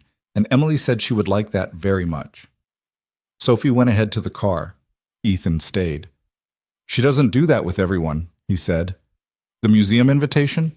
Any of it." He looked at her. She's careful with new people, usually." Emily thought about Sophie's hand in hers and the 3 horse books and the argument about dolphins. "She was testing me," Emily said. "The raisin thing, the horse thing, she was checking if I was real." Ethan looked at her. "Yeah," he said quietly. "She was." "Did I pass?" "She invited you to the museum," he said. "Yes, you passed." Something in Emily's chest did the complicated thing it had been doing for 3 weeks now, the thing she didn't have precise language for. She looked at him standing on the sidewalk in the November gray, his daughter waiting in the car behind him, his eyes on her with that quality of actually looking. "I'm starting to feel things," she said, out loud, which she hadn't planned. "About this situation, about you. I wanted you to know because I don't like pretending I'm not." He looked at her for a long moment. "I know," he said. "I started feeling things the moment you walked across that dance floor and asked a stranger to help you survive the evening." He paused. "I didn't say anything because I was trying to be careful about what I was asking you to step into. And now?" He held her gaze. "Now Sophie's in the car telling the driver about dolphins, and I'm standing on a sidewalk, and I'd like to stop being careful for 10 seconds. She looked at him. 10 seconds, she said. "Just 10. He stepped forward and kissed her. Not tentative, not a question. One clear, unhurried moment, his hand coming up to her jaw, the cold air around them and the city noise, and none of it registering fully because he kissed her the way he did everything else, with complete intention and no performance of it. It lasted exactly as long as it needed to. When he stepped back, she looked at him, and her heart was doing something very loud. "More than 10 seconds, she said. "I'm bad at being careful," he said. She laughed, and he looked at her laughing, and Sophie's voice came from the direction of the car. "Dad, are you coming?" With the infinite patience of a 7-year-old who had no patience. "Go," Emily said. He went. She stood on the sidewalk in November and watched the car pull away and put her hand briefly against her own cheek where his had been, and then felt very aware of the street around her and took her hand down and walked home. She called Jess before she'd reached the end of the block. "He kissed you," Jess said, 10 seconds into the call. "How did you... I was calling to tell you." "Your voice said it before your words did." A pause. "How was it?" Emily thought about it. It felt like when you're reading a sentence and all the words finally click and you understand what it's been saying. "Emily, I know. You're in trouble." "I know," Emily said. Good trouble or bad trouble? She looked at the city around her, the gray November sky, the familiar street, the life she'd been building and rebuilding and carrying for years on her own, the 2 jobs and the bills and the 4 plans, none of them funded. And she thought about a man who talked to his daughter about dolphins and left keys on a hook by the door and said the things he meant because he'd decided pretending wasn't worth the energy. "I'm not sure yet," she said honestly, "but I think I have to find out." Jess was quiet for a moment. Then, "The dress still needs dry cleaning, by the way." "I know. I'm putting it on your tab." "Add it to the list," Emily said, and she was smiling, and the November cold was just cold, and she walked home. Over the weeks that followed, they found a rhythm that nobody planned. It was not a storybook rhythm. It was a real one, with all the friction real things had. There were evenings when Ethan was unreachable because the Pacific contract had a complication, or because Sophie was sick, or because the weight of running a company across 3 time zones meant he didn't surface until 9 o'clock, and by then Emily was already in bed with her alarm set for 4:45. There were mornings when she was short-tempered from exhaustion, and he'd ask a simple question, and she'd hear an edge in her own voice that she hadn't intended, and have to decide whether to address it or let it go. They mostly addressed it. That was new for her. She had a pattern. She'd learned it young, from watching her mother absorb things silently, of not saying the difficult thing until the difficult thing had been sitting long enough to ferment into something worse. With Ethan, she kept finding herself saying the thing while it was still small. Not because she'd decided to be different, but because he created the specific condition in which saying it felt safer than holding it. He noticed when she was quiet in the wrong way, not intrusively. He'd just be there, in the particular way he'd described Rachel being there with the tea. Not asking, just present, and she'd find herself talking. "You're doing it again," she told him once, on a Thursday evening when she'd had a brutal double shift and he'd brought food to her apartment, which he'd started doing in a low-key way that she'd decided not to examine too closely. "Doing what?" "The thing where you just wait, and I end up talking." He looked at her over the takeout containers. "I'm not doing anything. I'm eating lo mein." "You're doing it while eating lo mein." He picked up his chopsticks. "Is it working?" She looked at him. "The coffee shop offered me extra hours this month, but it means I can't work on the freelance stuff I've been trying to rebuild, and I can't figure out which one to give up, and I feel like I'm always choosing between the thing that pays and the thing that matters." He nodded, not immediately offering a solution, which was the thing she'd learned to appreciate. He didn't reach for fixes the way some people did, the way she'd been trained to expect men to reach for fixes. He just listened first. "Which feels worse to give up this month?" he asked. "The design work," she said, "even though the money from the shop is guaranteed." "Then keep the design work." "Ethan, I need the money." "What's the gap?" he asked, "between what you'd lose from fewer shop hours and what you need?" She told him. She told him with the specific, slightly braced quality of a person who had learned that mentioning money in a particular way with a particular kind of person led to a particular kind of offer she didn't want. He didn't make the offer. What he said was, "Okay, so you need 3 clients at the rate you usually charge to cover that gap in 2 months. What's stopping you from getting 3 clients?" She looked at him. "Time. I've been so tired I haven't sent pitches." "What would you need to send pitches this week?" 3 hours I don't have." "You have Sunday morning," he said. "Sophie's at her grandmother's. I'm meeting with Jenkins, which I can do from here. You could work at the kitchen table." She stared at him. "You're offering me table space." "I'm offering you table space and coffee," he said, "which I will make correctly since apparently I've been making it wrong according to your extremely specific opinions. You use too much water. You've mentioned it 4 times. Because it's important." She looked at him. "You're not going to try to just fix it financially." "No," he said, "even though you could." "Yes," he said simply, "because that's not what you need and it's not what you asked for." He met her eyes. "You need 3 hours and table space. That's what I can give you." She held his gaze for a moment, and she felt something shift, not dramatically, not with any announcement, just a quiet settling, the way ground settled when the thing that had been loose in it found its level. "Okay," she said.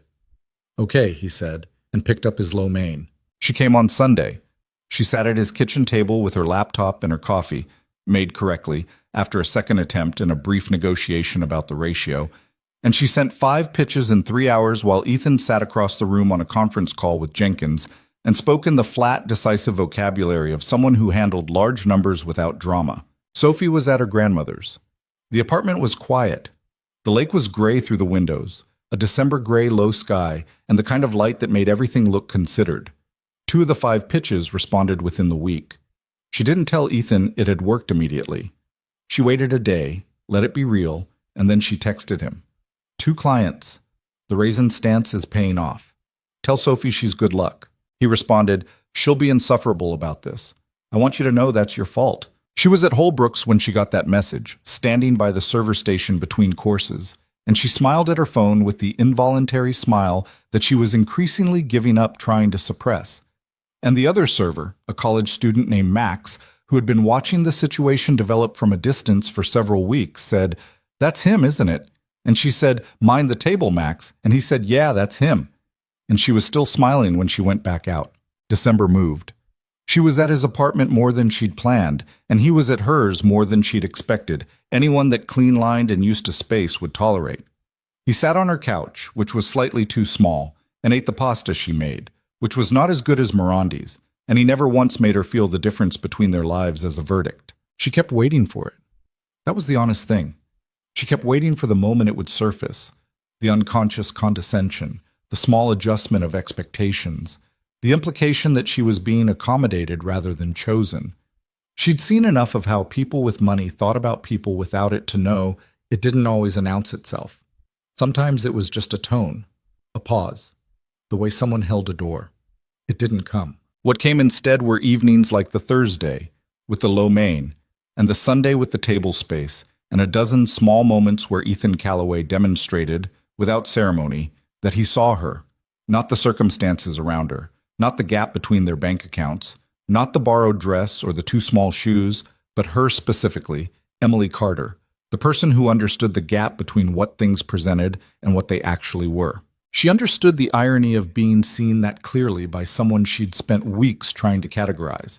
She understood it, and she didn't fight it anymore. What she fought, instead, was the specific fear she'd been carrying since the night she walked out of his apartment in her borrowed dress with his jacket around her shoulders. The fear that the further in she went, the further she had to fall. Because she knew what she was doing, she was not a person who deceived herself for long. She knew she was falling for Ethan Calloway in the genuine and unstrategic way that people fell for people when they'd stopped being careful about it. And falling, in her experience, had a gravity that didn't ask permission. She was thinking about this, in the abstract, unresolved way she thought about things she hadn't decided yet. On a Friday evening in mid-December, when she arrived at his apartment and found him sitting at the kitchen island in his work clothes with his tie off and his laptop open and an expression she'd learned to read as a specific kind of exhausted, not physical, but the other kind. "Bad day?" she asked. "Long one," he said. She went to the kitchen and made 2 coffees, correctly with the right water ratio, and set one in front of him and stood across the island. He looked up at her. At the coffee. Back at her. "Thank you," he said. "What happened?" He told her. A contractor dispute that had been simmering for 3 months had escalated into something that was going to require litigation, and 3 of his senior engineers had a disagreement about the next model's design direction that he'd had to sit in the middle of for 2 hours, and Sophie had cried that morning because she'd had the bad dream again and the hall light hadn't helped. And he'd stood outside her bedroom door for 5 minutes after she fell back asleep, doing the specific internal calculation of a parent trying to figure out whether their child needed something they weren't providing. He told her all of it, which he wouldn't have done 2 months ago. She knew that because she knew him now, knew the careful containment of him, the instinct to manage rather than disclose. He was learning, slowly, to put things down somewhere other than inside himself. She listened. She drank her coffee. She didn't rush to fix any of it. When he was done, she said, "Sophie's going to be okay. The bad dreams aren't evidence of something wrong. They're just dreams." "I know that intellectually," he said, "but at 5 in the morning, the intellectual version is useless." "Completely useless," he agreed. "She knows she can come to you," Emily said. "That's the thing. She already knows. You've already done the important part." He looked at her for a moment. Then he reached across the island and covered her hand with his. Not the tentative placement on the railing by the river, not the gala, not the riverfront. Something more straightforward than those. The gesture of a person who had decided and was not revisiting the decision. "I'm glad you're here," he said. She turned her hand over under his. "Me too," she said. And that was the night, not the gala, not the kiss on the sidewalk, that felt like the real beginning of something. Not because anything dramatic happened, because nothing needed to. They sat in his kitchen drinking coffee while the December dark pressed against the windows and the lake was somewhere beyond the city, enormous and patient, and Emily Carter stopped waiting for the thing she was afraid of and let herself be exactly where she was. It was enough. It was more than enough. It was the first time in a long time that what she had and what she wanted were the same thing, and she was not going to minimize that by looking for what could go wrong. That would come soon enough on its own. It always did. But for this night, in this kitchen, she was here. And she was staying. It started with a photograph. Not one photograph. Dozens of them. Uploaded to 3 different celebrity gossip accounts within the same hour on a Monday morning in late December, 6 weeks after the Hargrove Gala. Emily found out the way most people found out about things that were happening to them. From someone else, who'd seen it first. Jess called at 7:42, while Emily was still on the opening shift at Cafe Vero before the morning rush had fully arrived, before she'd had her own coffee. "Don't freak out," Jess said, which was the single most reliable way to make Emily freak out. "What happened?" "There are photos. From the gala. Of you and Ethan." A pause. "A lot of photos." Emily set down the portafilter she was holding. "How many is a lot?" They're everywhere, Em. The big gossip sites have them. There's a piece on 2 financial news blogs. Someone got a shot of you in his jacket outside the venue, and there's another one of you two at the corner table at Mirandy's from... It must have been one of the early dinners. Someone followed you." The word landed wrong. Someone followed us. Or followed him specifically. I don't know. Jess's voice had the quality it got when she was trying to stay calm for someone else's sake, which meant the situation was bad enough that staying calm was an active effort. "The captions are..." She stopped. "Tell me." "Calloway's mystery woman. Who is the waitress Ethan Calloway can't stop seeing? There's one that says..." Another pause. "There's one that says gold digger or genuine article. And there's a whole comment section that is..." "Okay," Emily said. "I don't need to hear the comment section. Are you okay?" Emily looked at the coffee shop around her. The 7:15 regular hadn't come in yet. The morning light was doing its flat December thing through the front windows. Everything looked exactly the same as it had 10 minutes ago. "I'm going to call you back," she said. She put her phone in her apron pocket and finished setting up the station and served 3 customers on autopilot. And then she pulled out her phone in the 30-second gap between the 3rd and 4th customer and looked. It was worse than Jess had made it sound, which was impressive given that Jess had not undersold it. The photos from the gala were the most prominent, professional quality, probably pulled from the event photographer's gallery or from someone's phone who'd been close enough on the dance floor. There was one where Ethan had his hand at her back and was looking at her with an expression she recognized now, but that read, to a stranger's eye, as something intense and deliberate and intimate. There was the moment when he'd spoken to Daniel. She could see Daniel at the edge of the frame, his expression doing the thing it had done, and Ethan turned toward him with that flat, shutting down quality. And whoever had taken that one had caught the stillness in the room around them. It looked dramatic because it had been dramatic, and now it was a thing that strangers were assigning captions to. The Mirandy's photo was worse somehow. Not because of what was in it, but because of what it implied. 2 people at a small table in a restaurant that required a reservation weeks in advance, leaning toward each other, her hand on the table close to his. It was a private moment. It had been private. And now it was a comment section. "Who brings a waitress to Mirandy's LOL? She's not even that pretty. TBH classic Calloway. Bet she's been playing him since the gala. Working class queen, honestly good for her. Working class grifter, more like." She locked her phone. The 7:15 regular came in. She made his drink and set it on the counter. "You remembered," he said. "Habit," she said, and she meant it to come out normally, and it mostly did. By 10 o'clock, the story had been picked up by two mainstream entertainment sites and a financial news outlet that framed it as a potential distraction for Callaway Automotive during ongoing contract negotiations, which was the version that made her stomach turn hardest. Not the personal attacks, but the suggestion that she was a liability to something he'd built over 20 years. She texted Ethan at 10:15. "Have you seen it?" The response came in under a minute. "I've seen it. Are you okay?" She looked at that question for a moment. Such a specific, quiet question in the middle of something that felt loud in every direction. "I'm at work," she typed. "I'm okay. Are you?" "I've been better. Can you come over tonight?" Yes. She worked her full shift.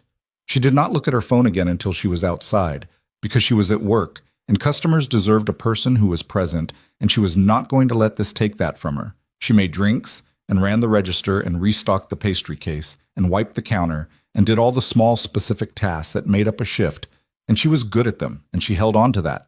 But she read the comments on her lunch break. She told herself she wouldn't, and she did it anyway, the way you pressed on a bruise to measure the damage. And it was about what she'd expected, and also worse than she'd expected, in the particular way that mass contempt from strangers was always worse in the experiencing than in the anticipating. The theme was consistent, even across the different platforms. There was the version that was sympathetic, working girl, lucky break, good for her, fairy tale stuff. She hated that version almost as much as the other one, because it had the same fundamental assumption underneath it, that she was a circumstance that had happened to Ethan Callaway, not a person he'd chosen.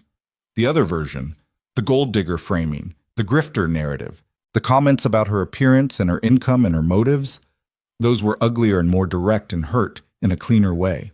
She locked her phone again and finished her lunch. The financial news piece was the one that stayed with her on the bus home. It wasn't gossipy. It was dry and specific, and that made it more damaging in a way she understood from her design work, because the medium implied credibility. Sources close to Callaway Automotive suggest the relationship has raised internal concerns ahead of the Q1 investor meetings, where optics and executive stability have historically been key factors in securing confidence from the board. It quoted no one by name. It didn't need to. She called her mother from the bus. She hadn't planned to, but her mother had texted 6 times since 10 a.m., and ignoring it further felt like its own kind of unkindness. "Emily Marie Carter," her mother said, which was how she knew the level she was operating at. "Hi, Mom. I'm looking at a picture of you on the internet wearing a man's jacket." "I know. Who is this man?" "His name is Ethan. I've been seeing him for about 6 weeks." "Emily, this man is—" She heard her mother pull up something on a phone or laptop. "It says here he's worth—" "Emily, it says—" "I know what it says." "Were you going to tell me?" She pressed her forehead briefly against the cold bus window. "I was going to tell you when I knew what to tell you." "And what do you know now?"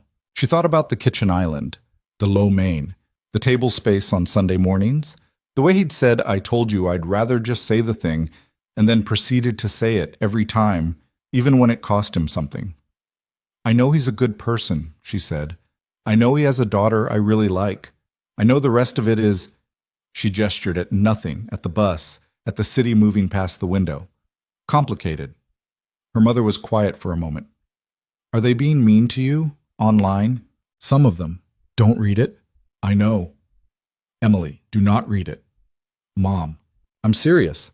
Nothing good comes from reading what strangers think of you. Nothing. I learned that when your father left and people had opinions about it, and I made the mistake of listening." Her voice went to that specific register. Not soft, but honest, the register her mother used when she was handing something over. "You've been alone a long time, baby. If this man is good and he treats you right, then the strangers on the internet can say whatever they want." Emily felt her eyes get hot, which she hadn't expected. "He's good?" she said, and her voice came out smaller than she'd intended. "Then that's what matters," her mother said. "The rest is noise." She said goodbye and got off the bus and walked the 2 blocks to her apartment in the December cold, and stood in the middle of her kitchen for a moment, just standing, letting the day settle. Then she changed out of her work clothes and went to Ethan's. He was in the kitchen when she arrived, which meant Clara had the evening covered for Sophie, and he had his sleeves rolled up, and there was a pan on the stove that he was paying attention to with the focused expression of someone who cooked the way he did most things, with complete intention and limited natural talent. "You're cooking," she said. "Attempting to," he said. "Pasta. Clara left me instructions." "You have instructions." "Clara doesn't trust me unsupervised near a stove." He looked at her from across the kitchen. "How are you actually?" She thought about the right answer. She thought about the measured, "I'm fine" version and the truer version underneath it. "I read the comments," she said. "I told myself I wouldn't, and I did." He turned the burner down and came around the island. He didn't reach for her immediately. He stopped a foot away, looking at her, checking something in her face with that direct attention. "I'm sorry," he said. "You didn't take the photos." "I know. I'm still sorry it happened." He paused. "The financial piece, the one that mentioned the board. I read that one too." He was quiet for a moment. "None of that is your problem to manage." "It is, though," she said. "Not legally or professionally, but if being with me creates a narrative that hurts something you've built for 20 years, that's not nothing. I can't just decide that's not my concern because it's uncomfortable to think about." He looked at her. "Emily, I'm being serious. So am I." He held her gaze. "The board is not your concern. The investors are not your concern. The people who think my personal life is leverage for anything, they were always going to find something. Before you, it was the settlement after Rachel died. Before that, it was a supplier disagreement that became a narrative about my temperament." He said it evenly, like he was reading from a document he'd read before. "There is always a story. I've stopped managing the story and started managing the actual things." She looked at him. "And I'm an actual thing?" "You're the most actual thing I've dealt with in 4 years," he said, and it came out more plainly than either of them had braced for. She was quiet for a moment. The pasta water was doing something on the stove behind him. "Your pasta's about to overflow," she said. He turned and caught the pot, and turned the burner down, and said something under his breath that was definitely not appropriate for Sophie's ears. And Emily laughed despite everything, the involuntary laugh that came out when she wasn't monitoring anything, and the kitchen filled briefly with the sound of it, and it was better than silence. They made dinner together, which was mostly Emily making dinner while Ethan managed the parts that didn't require precision and relayed Clara's written instructions with great seriousness. They ate at the kitchen table, and Sophie came out in her pajamas at 7:30 to say goodnight and saw Emily and said, "You're here," with the flat surprise of a child who had not factored this into her evening plan but was not opposed to it. And then she showed Emily a drawing she'd done of a horse running on water, which she explained was a new kind of horse. And Emily looked at it with great seriousness and said it was excellent, and Sophie seemed to find this acceptable and went back to bed. Clara appeared briefly in the kitchen doorway, assessed the situation, said good night to both of them in a tone that contained absolutely no judgment, but also a great deal of awareness, and disappeared back down the hall. "She knows," Emily said. "Clara knows everything," Ethan said. I stopped trying to figure out how. After dinner, they sat on his couch. Sophie's horse drawing spread across the coffee table from an earlier session, and they talked about it. Properly, not around it. He told her what Jenkins had told him about the board inquiry, which was less dire than the financial piece had implied, and she told him what her mother had said on the bus, and they talked about what they were willing to do and what they weren't. "I'm not going quiet on this," he said. "I want to be clear about that. I'm not going to manage you like a PR problem." "I'm not asking you to." "I know you're not. I'm telling you because some people would." He met her eyes. "My last publicist's exact suggestion was that I issue a statement explaining we'd met through a mutual acquaintance and that you'd designed work for a company in my portfolio." He paused. "I fired her." Emily stared at him. "You fired your publicist?" "She suggested I reframe you as a professional contact to protect the optics. I found that to be an unacceptable suggestion."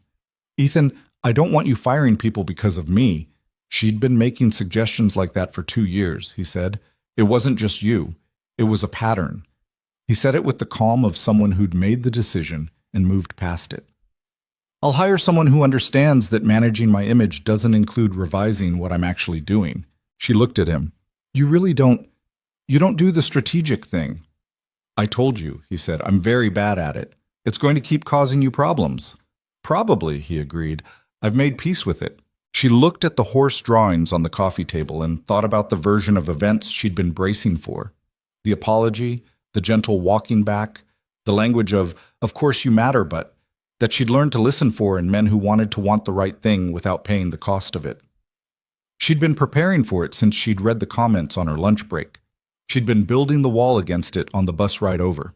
It hadn't come, and she realized, sitting there, that she was still halfway braced for it, still waiting for the version of Ethan that the situation seemed to demand. The careful executive, the man with the board and the investors and the optics. And he kept not being that man. He was just the man on the couch with Sophie's horse drawings and the pasta Clara had left instructions for. "The company all hands is Thursday," he said. She looked at him. He had a specific quality in his expression.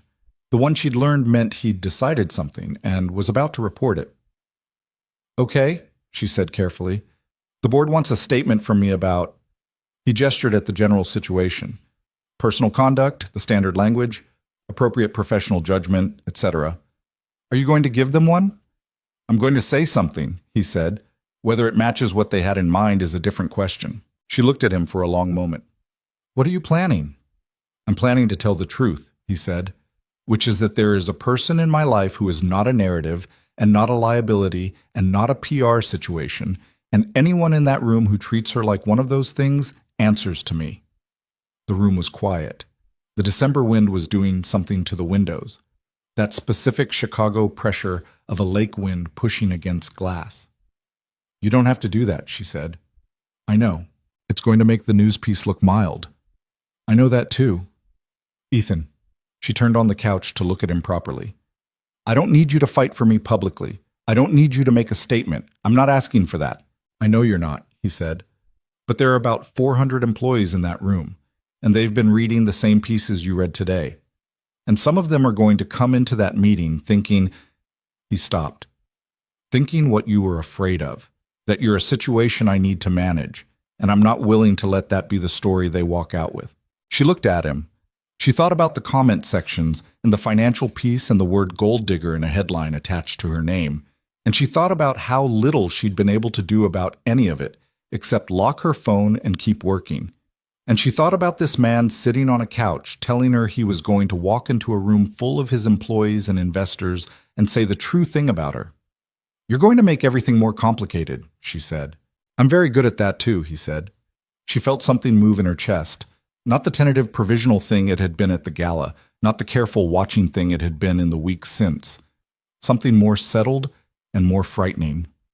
She reached over and took his hand. He looked down at their hands on the couch cushion. "Okay," she said quietly. "Okay?" "Say the thing," she said. "If that's what you're going to do it."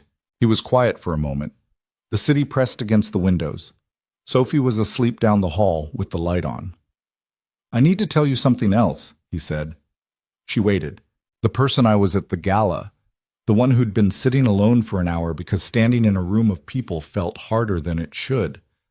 I've been like that for a long time." He was looking at their hands, not at her, which was the tell that this was harder to say. "Not because I was broken. I want to be clear that I understand I wasn't broken. But something in me had closed, like a room that gets locked when it's not in use and eventually you stop having the key." "But do you have to key?" He paused. "I don't feel locked like that anymore." She didn't say anything immediately. She let it sit.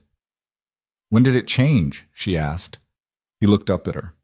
"When you walked across that dance floor in shoes that didn't fit and asked a stranger to help you survive an evening." He almost smiled. "It was a very human thing to do." "Most people would call it desperate," she said. "Most people are wrong," he said. She held his gaze for a moment. This man who said the things he meant and left keys on hooks by doors and stood outside cars instead of waiting inside them. And was terrible at being careful, and made pasta from a nanny's written instructions, and was going to walk into a company all hands on Thursday and say something true in a room full of people who'd prefer the strategic version. "I'm falling in love with you," she said. She said it the way he said things, just reported the fact, without dress. It was out before she'd made the decision to say it, but once it was out, she found she wasn't afraid of it. She'd been carrying it for a while. It was heavier inside than it turned out to be outside. He looked at her. "I know," he said, quietly. "I know, because I feel the same way, and I recognize it." "You could say it back," she said. "I will," he said, "when I can say it properly." He held her gaze. "I don't want to say it for the first time in response to a crisis." She understood that. She understood it exactly. "Okay," she said. "I need it to mean the thing it means," he said. "Not comfort, not reaction, the actual thing." She nodded. They sat together on the couch, and the city went dark outside the windows, and at some point Emily's head was on his shoulder, and he was talking quietly about an engineering problem in the new model's chassis that he found genuinely interesting, and she was asking questions she mostly followed and some she didn't. And it was that specific intimacy of two people talking about something one of them cared about, while the other one paid attention not because of the subject, but because of the person. She fell asleep on his couch around 10:30. She didn't mean to. She was aware of it the way you were aware of the edge of sleep, one moment present and then not. When she woke, it was past midnight, and there was a blanket over her that hadn't been there before, and the apartment was quiet, and the hall light was on down the corridor. She lay still for a moment, oriented to the room, the lake through the dark windows, the horse drawings on the coffee table, the sound of the building settling the way old buildings did in winter. She thought about Thursday's all-hands meeting. She thought about 400 people in a room and Ethan Calloway standing in front of them with no strategy and no spokesperson and no version of the truth that had been sanded down for public consumption. She thought about what it cost a person to keep choosing the true thing when the strategic thing was right there, available, obviously easier. She'd been doing it herself for years, in her work, in her relationships, in the way she showed up to a gala in borrowed shoes rather than staying home and pretending she was fine. She knew what it cost. She knew the specific arithmetic of it. She got up and folded the blanket and left it on the couch. She found her coat and her bag. She stood at the kitchen island and wrote on a notepad she found by the refrigerator. "Thank you for dinner. Don't fire anyone else on my behalf. The pasta was good. E." She put it on the counter where he'd find it in the morning. She looked at the purple horse on the refrigerator. It was still there, still confident, still drawn without apology, exactly as Sophie had decided it should be. She thought, "I used to be brave like that, before I learned that other people were looking." She was going to try to be that again. Thursday came with the specific gray certainty of a Chicago winter day that had decided to be exactly what it was. No drama, just cold and flat-lit and present. Emily opened Cafe Vero at 5, made drinks until noon, and then went home and sat at her kitchen table with her laptop open and worked on a brand identity proposal for one of the 2 clients she'd landed from Ethan's kitchen table on a Sunday morning. She did not watch the clock. She watched it anyway. The Callaway Automotive all-hands meeting was at 2 o'clock, which she knew because Jenkins had forwarded the calendar event to Ethan's personal account, and Ethan had mentioned it in passing, and she'd noticed the time with the deliberate casualness of someone trying not to notice things deliberately. At 2:47, her phone buzzed with a text from a number she didn't recognize. "It's Jenkins. Mr. Calloway said I should let you know the meeting went well. He also said to tell you he said the thing. He'll explain later." Jay, she read that message 3 times. He said the thing. She put her phone down on the table and looked at her laptop, at the half-finished brand identity work, at the client's name at the top of the document, at the specific geometry of the logo she was building from the inside out, finding the real shape of something beneath the version it thought it was. Her phone buzzed again. Ethan this time. "Are you home?" "Yes," she typed. "Can I come over?" She looked around her apartment. The yellow lamp, the water stain, the rubber-banded bills on the bookshelf. The kitchen table she'd been working at, with 2 empty coffee cups and a notepad of sketches and the functional, unglamorous material of her actual life. "Yes," she typed. "I'll make coffee." He arrived 40 minutes later in a car she heard from the street, which meant he'd come directly from the office. He was still in his work clothes, tie still on, which meant he hadn't stopped home. He looked like the end of a significant day, not undone, but the kind of tired that was partly physical and partly the weight of having said something large in a room full of people. She handed him a coffee at the door. He took it and looked at her apartment with the same quality he brought to everything. Actual attention, not the polished discomfort of a man assessing an unfamiliar space. "Come in," she said. He came in. He sat at her kitchen table, which was the right size for two people and not a person more, and she sat across from him, and the yellow lamp was doing its yellow thing in the corner. "Tell me what happened," she said. He told her. He'd walked into the all-hands with 400 employees and the senior board members seated at the front and Jenkins to his left, and a prepared statement on the podium that he'd written at 11 p.m. the night before. He'd covered the business first, the Q1 projections, the contractor dispute and its resolution, the new model timeline, the Pacific contract which had closed 2 days earlier and which Jenkins had, in fact, handled beautifully. He'd gone through all of it with the flat, decisive vocabulary of someone who knew the material from the floor up, and then he'd set the prepared notes aside. "I didn't use them," he said. "What did you say instead?" He turned his coffee mug in his hands. "I told them that there's been coverage this week about my personal life and that I wanted to address it directly rather than let it sit in the room like something no one was supposed to mention." He paused.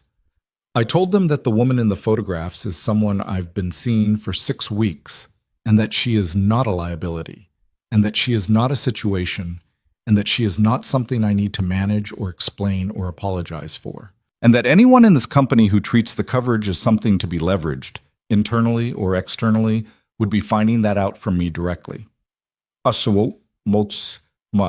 Emily was quiet. The board chair looked like he'd swallowed something sideways, Ethan said. About 40 seconds of complete silence. "And then?" "And then one of the senior engineers, Pete Nakamura, been with me since year 3, started clapping." He said it with the slight, undisguised surprise of someone who'd expected something different. "And then about half the room joined in, which I did not anticipate." She looked at him across the small table in her small kitchen with the water stain on the ceiling and the lamp throwing yellow light over everything. "Half the room." "More or less." "What did the board say after?" "The chair pulled me aside." He set the mug down. He said he appreciated the transparency, but that the framing was, and I'm quoting, "aggressively informal for an investor-facing context."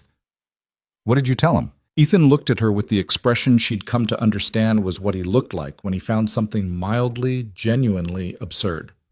"I told him I'd think about it." "Ethan." "I told him I disagreed with his framing and that I'd let him know if my position changed." He paused. "He's a competent board chair, and I respect him, and I'm not going to change my position." She looked at him. At this man sitting in her apartment under a yellow lamp, in his Thursday work clothes, who had walked into a room of 400 people and said the true thing, without a strategy or a spokesperson or a version that had been sanded down for public consumption, and who had apparently not anticipated being applauded for it. "You didn't think they'd clap," she said. "No," he said honestly. "What did you think would happen?" He considered it. "I thought it would be received, professionally, and then we'd move on and everyone would think what they thought privately, and the board would request a follow-up conversation, and I'd have it and say the same thing again." He paused. "I did not think Pete Nakamura would start clapping." She felt her eyes get hot again, which was happening with increasing frequency, and she was increasingly making peace with. "Ethan." "What?" "You keep doing things that—" She stopped, tried again. "You keep being exactly what you say you are. Do you understand how unusual that is?" He looked at her. "I think you've met a lot of people who weren't." "I think that's probably true," she said. He reached across the small table. She took his hand the way she'd started doing, without preamble, without ceremony, because it had become the natural geography between them. "The coverage will continue," he said. "I want you to know I understand that. I'm not naive about it. There will be more pieces and more photos, and the board is going to have opinions for a while." "I know," she said. "It's going to be uncomfortable." "I'm familiar with uncomfortable," she said. He looked at her. "I know you are." They sat in her kitchen with the city outside and the yellow lamp and the comfortable, imperfect silence of two people who had both said significant things in the past few weeks and were living in the reality of having said them. "Can I show you something?" Emily said. She got up and went to her bookshelf, the one with the rubber-banded bills, which she noted he had not commented on or looked at with any readable expression. And she pulled down a flat portfolio case she'd had since art school, slightly battered at the corners. She put it on the table and opened it. Inside were the designs she'd been proudest of. Not client work, her own, the sketches and studies and identity systems she'd built in her own time. The ones that had never had a client because no one had hired her to make them. She'd made them because she needed to. They were good. She knew they were good the way you knew things you'd made alone, without the social machinery of other people telling you. They were good because they were true, because she'd built them to be exactly the thing they were, and nothing else. She watched Ethan go through them. He didn't rush. He went page by page the way he listened, with actual attention, not performance of it. He stopped on 3 of them for longer and looked at them the way she'd looked at Sophie's horse drawing, with the specific quality of recognizing something. "This one," he said, stopping on a brand identity she'd built for an imaginary architecture firm, clean, structured, with a word mark that resolved into the shape of a building's cross-section if you looked at it long enough. This is what you were describing, the gap between what something is and what it thinks it is. "I built it to practice," she said. "There was no client. I just wanted to see if I could do the full system." "You can," he said. "I know." She said it without apology, which she was relearning. "I know I can. I just need the room to do it." He looked at her across the portfolio. "I want to talk to you about something," he said, "and I want you to hear it as a question and not as an offer, and I want you to say no if no is what you think." She held his gaze. "Okay." Callaway Automotive is rebranding 3 of its sublabels in the next 18 months. The visual identity work is going out to 3 firms for competitive proposal. He paused. "I want you in that process, not as not because of who you are to me, because of this." He touched the edge of the portfolio. "You would compete for it exactly as anyone else would. Jenkins runs the process. I recuse myself from the selection committee." She looked at him. "You'd recuse yourself." "It has to be clean," he said, "or it means nothing." Ethan, that's a large contract." "Yes," he said, "it is. I'm one person. You can bring in collaborators, structure it as a studio if you want. I'll have Jenkins send you the brief." He paused. "Say no if it's too complicated. I mean that." She looked at the portfolio, at the architecture firm identity, at the 3 he'd stopped on, at the full system she'd built alone in her apartment because she'd needed to know she could. She thought about Marcus and the studio closing and the specific grief of watching something real get canceled because the infrastructure wasn't there. She thought about 2 clients from a Sunday morning at Ethan's kitchen table and Jess's dry cleaning tab and the 4 half-formed plans she rotated between. She thought about Sophie drawing a purple horse without apology because the horse was purple, because she'd decided it was. "Send me the brief," she said. He nodded. Something in his expression settled, the same settling she'd seen in the kitchen when she'd told him she was falling for him, like a thing finding its level. "I want to be clear," she said. "If I don't win it, we don't talk about it." "Agreed. And if I do win it, it's because the work was right." "That's the only way I'd want it," he said. She looked at him across the portfolio, across the kitchen table, across the particular distance that had been closing between them for 6 weeks in borrowed shoes and raisin opinions and hall lights left on for bad dreams. She thought, this is what it looks like when something is real. Not the gala version, not the magazine cover, not the comment sections with their gold digger narratives and their fairy tale narratives and all the other versions of this story that had nothing to do with the actual story. This, a kitchen table and a portfolio case, and a man drinking coffee and meaning what he said. She closed the portfolio. "Thank you for coming over," she said. "Thank you for the coffee," he said. "You make it correctly." "Obviously," she said, and he laughed. A real one, low and unguarded. And the yellow lamp did its yellow thing, and outside the city was being Chicago in December, cold and certain and entirely indifferent to them. And inside that kitchen, it didn't matter at all. The brief arrived on a Monday, 2 days after Ethan had sat at her kitchen table and laughed in the yellow lamplight. Jenkins sent it, professionally, through an official Callaway Automotive vendor inquiry email, addressed to Emily Carter Design, which was not yet a registered business name but would be by the end of that week, because Emily Carter had spent the Sunday between those 2 events at the Cook County Clerk's office with a $40 filing fee and the specific energy of someone who had decided to stop rotating between 4 half-formed plans and commit to one. The brief was 42 pages. She printed it at the library 2 blocks from her apartment because her home printer had been broken for 8 months, and she carried it home in a folder and sat at her kitchen table and read all of it twice before she made dinner. It was a real brief. That was the first thing she confirmed, reading it with the professional eyes she'd spent years developing. The language was specific, the deliverables were defined, the timeline was aggressive but not impossible. The budget range was in the document and it was significant.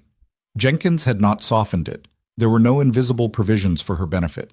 It was exactly what Ethan had said it would be, a competitive process, clean, and she would have to earn it. She almost put it in the folder and went to make pasta. She almost told herself she wasn't ready, that one person wasn't a studio, that the timing was wrong, that the risk of losing was too high and the risk of winning was something she hadn't fully thought through yet. She recognized that voice. She'd been listening to it for 3 years. She made herself a coffee, correctly, and she sat back down and opened the brief to page 1 and started making notes in the margins. She worked until midnight. She called Marcus at 11, her mentor, the one who'd closed the studio and gone freelance, the one she'd mourned like a canceled thing. And she said, "I have something I need to talk through with you." And he said, "Emily, it's 11 o'clock. And she said, "I know. I'm sorry. It can wait." And he said, "It clearly can't. What is it?" And she told him. All of it, including Ethan, because Marcus had known her long enough that leaving that part out would be a different kind of dishonesty. Marcus was quiet for a moment after she finished. "Is the brief legitimate?" he asked. "Yes," she said. "I've read it twice. It's real." "Are you being set up to win?" "I don't think so." He recused himself from the selection committee. "Who's on the committee?" "Jenkins runs it, 2 external creative consultants and the head of product development." Another pause. "How are you structured? What are you putting in front of them?" "That's what I need to think through. I'm registered as a sole proprietorship as of Sunday. I could bring in contractors for the execution, maybe 2, people I know can do the work." 3, Marcus said. "You need 3, including me." She stopped. "Marcus, you need a strategist and 2 execution-level people minimum for a brief this size. I'm the strategist. You run design. We get someone for production and someone for motion if it requires it." His voice had the quality she remembered from the studio, not the exhausted end-stage quality, but the earlier one, the version of him that had been building something. "I've been waiting for a reason to work on something real. This is a reason." "This is not a guaranteed win," she said. "Every worthwhile thing is not a guaranteed win," he said. "Send me the brief tonight." She did. She didn't tell Ethan any of this. That was important to her. That the process be entirely separate, that what happened in the competition happened without his knowledge or input. She told him only that she was working on the proposal and that she'd let him know when it was submitted. He accepted that with the same quality he accepted most things she drew a boundary around, not without noticing, but without making it complicated. They kept seeing each other through January. The coverage had quieted to a low simmer. There were still occasional pieces, still the occasional comment section, but the news cycle had moved on in the way it always did, and the story of a billionaire and a waitress had been replaced in the public appetite by newer and louder things. Emily had stopped reading the comment sections, which her mother had told her to do, and which turned out to be the right call, which she did not tell her mother because some victories were sweeter when they stayed internal. The board chair, whose name was Gerald Fenn, requested a breakfast meeting with Ethan in mid-January. Ethan told Emily about it afterward, sitting in her kitchen as he'd gotten into the habit of doing, his tie loosened, his coffee correct. "How did it go?" she asked. "He told me he understood my position, but wanted to express the board's concern about the optics of the relationship given the upcoming investor meetings in March." "What did you tell him?" "I told him I appreciated the board's concern and that I'd take it under advisement." He paused. "Then I told him I'd been thinking about the Q1 investor presentation, and I thought we should lead with the Pacific contract closure and the new model's timeline, because the numbers there were strong enough to recenter the conversation before it got to anything else." Emily looked at him. "You gave him a better problem to care about." "I gave him something real to focus on," he said. "Gerald is a smart man. He cares about the company. If I give him a concrete thing to care about, he'll care about that. The other thing, He was going to care about it as long as it seemed like the main thing. Is that strategy or is that just truth? He considered it. Both, maybe, he said. I'm not sure they're always different.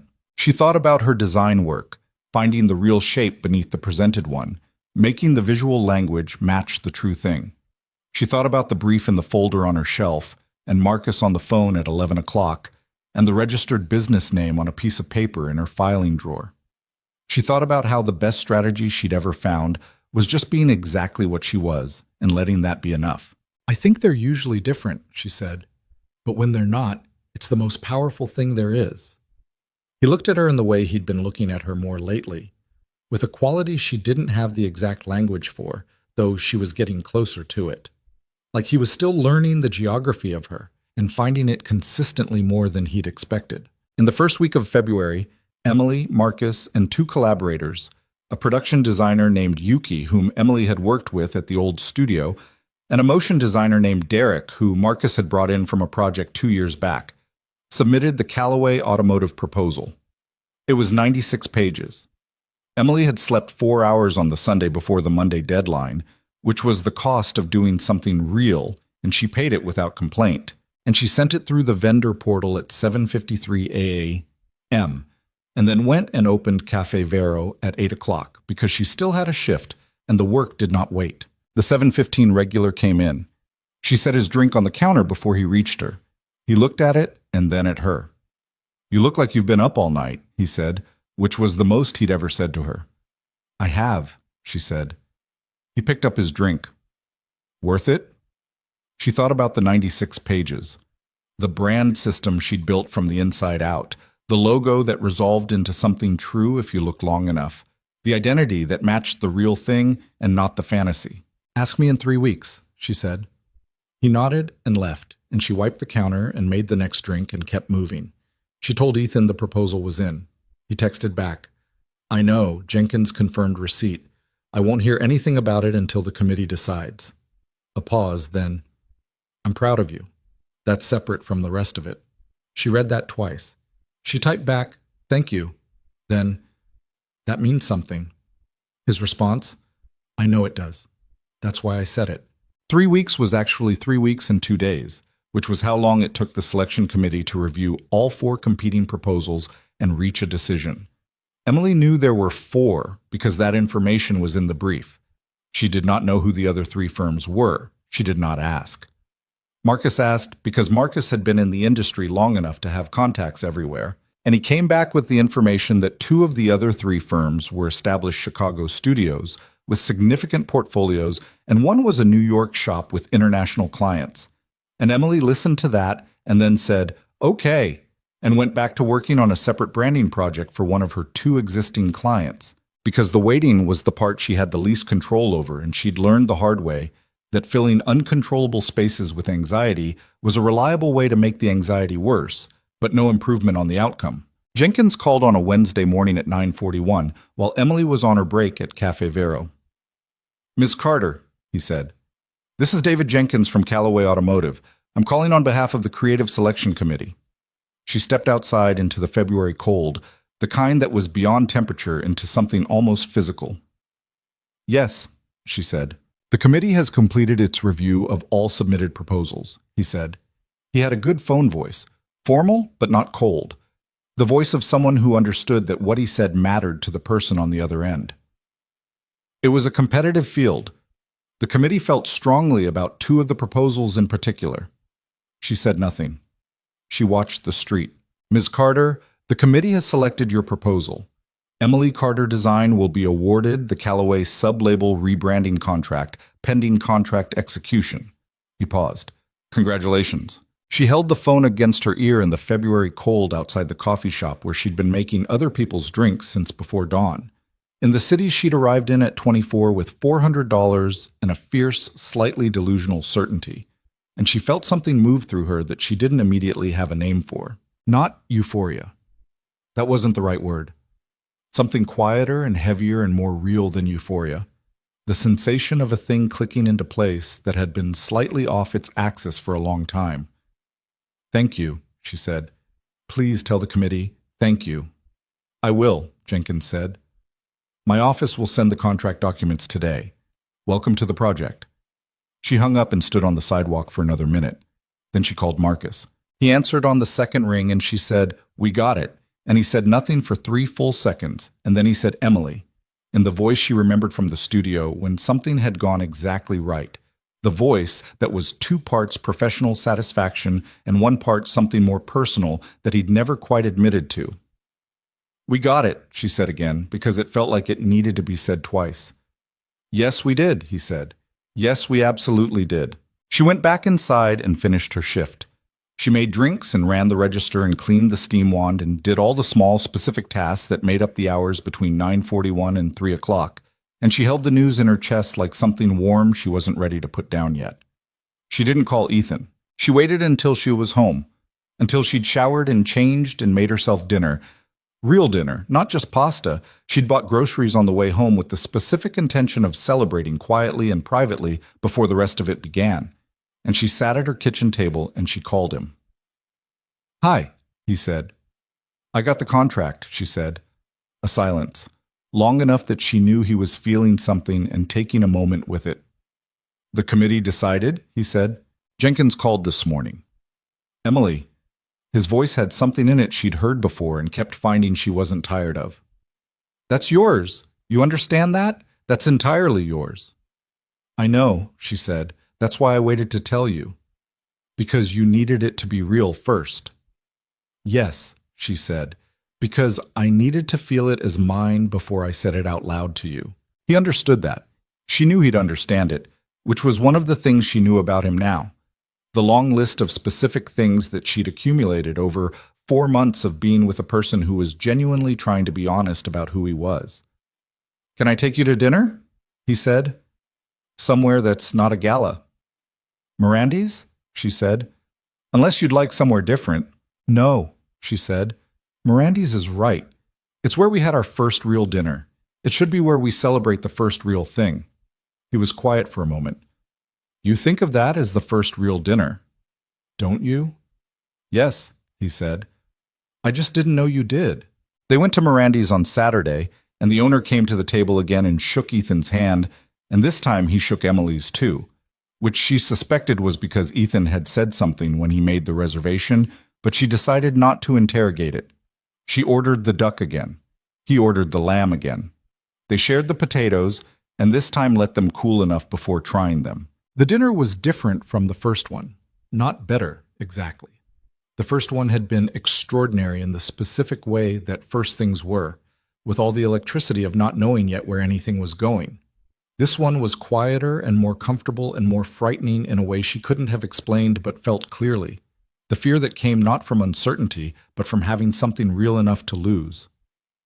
"I want to ask you something," she said, over the second glass of wine. "Ask," he said. "That first night. At the gala. When I walked over to you and asked you to dance." She held her wine glass, not drinking. "What were you actually thinking, in that moment, before you said yes?" He considered it with the seriousness he gave things that deserved it. "I was thinking that you were the first person all evening who'd spoken to me like I was a person, rather than a situation to navigate," he said. "And that whatever your reason for asking, it was honest. You weren't performing anything. You were just standing there needing something real." He paused, and I thought, I know what that feels like. She looked at him. "That's what made you say yes." "That, and..." He almost smiled. "The shoes." She stared at him. "The shoes. They didn't fit right. You were standing slightly wrong because of it. Not obviously. Just enough that I noticed." He met her eyes. "You'd come to that party in shoes that hurt you, and you were going to stand in them all night because that's what the situation required. And I thought, that's someone who shows up." She felt the thing in her chest that had been building since November. The thing she'd been calling by various careful names to keep it from getting too large to manage. She felt it clearly and without apology, and she let it be what it was. "Ethan," she said. "Yes." "I love you," she said. "I told you I was falling. I'm not falling anymore. I'm there." He looked at her across the Mirandy's table, in the low, honest light, with the lamb half finished, and the potatoes going cold, and the city outside doing its indifferent city thing. "I know," he said. I've been waiting to say it properly. Say it now, she said. This is proper enough. He held her gaze. I love you, he said. I have since the night you asked me not to perform anything, and then sat in my kitchen until midnight talking about your brother and your design work and the couple who held hands at your restaurant. He paused. I love you, and I'm not going to be careful about saying it. She laughed, and the laugh had water in the corners of it that she didn't try to stop. You're never careful about anything. I tried to be, he said. It didn't take. She reached across the table and he met her halfway, their hands on the white linen between the plates. And neither of them said anything for a moment because there wasn't anything that needed saying. The thing about love Emily had learned, not from fairy tales, not from the version she'd absorbed growing up and then systematically had dismantled by experience. The thing about love was that it was not rescue. It didn't arrive and fix the broken infrastructure or pay the overdue bills or make the two jobs feel like one or restore the thing that closed when it should have stayed open. It didn't do any of that, and anyone who told you otherwise was selling a version designed to make you feel better about something that was actually hard. What this did, was something less dramatic and more durable. It made the hard things slightly less isolating. It made the room feel different when someone was in it who understood the gap between what you presented and what you actually were, and chose the actual thing anyway. It made Sunday mornings at a kitchen table with a coffee someone else made correctly feel like, not an answer, but the right question. She thought about that on the walk back to his car after dinner, his hand in hers on the February sidewalk, the lake wind doing its reliable thing. She thought about the borrowed dress and the 11 days the invitation sat on her counter, and Daniel telling her she hadn't moved forward enough, and the specific arithmetic of showing up to something you were afraid of and finding out the fear was pointing at the wrong thing. She'd been afraid of being seen as insufficient. She'd come to that gala braced for the verdict she'd been building in her own head for years. That the life she had was evidence of something lacking in her.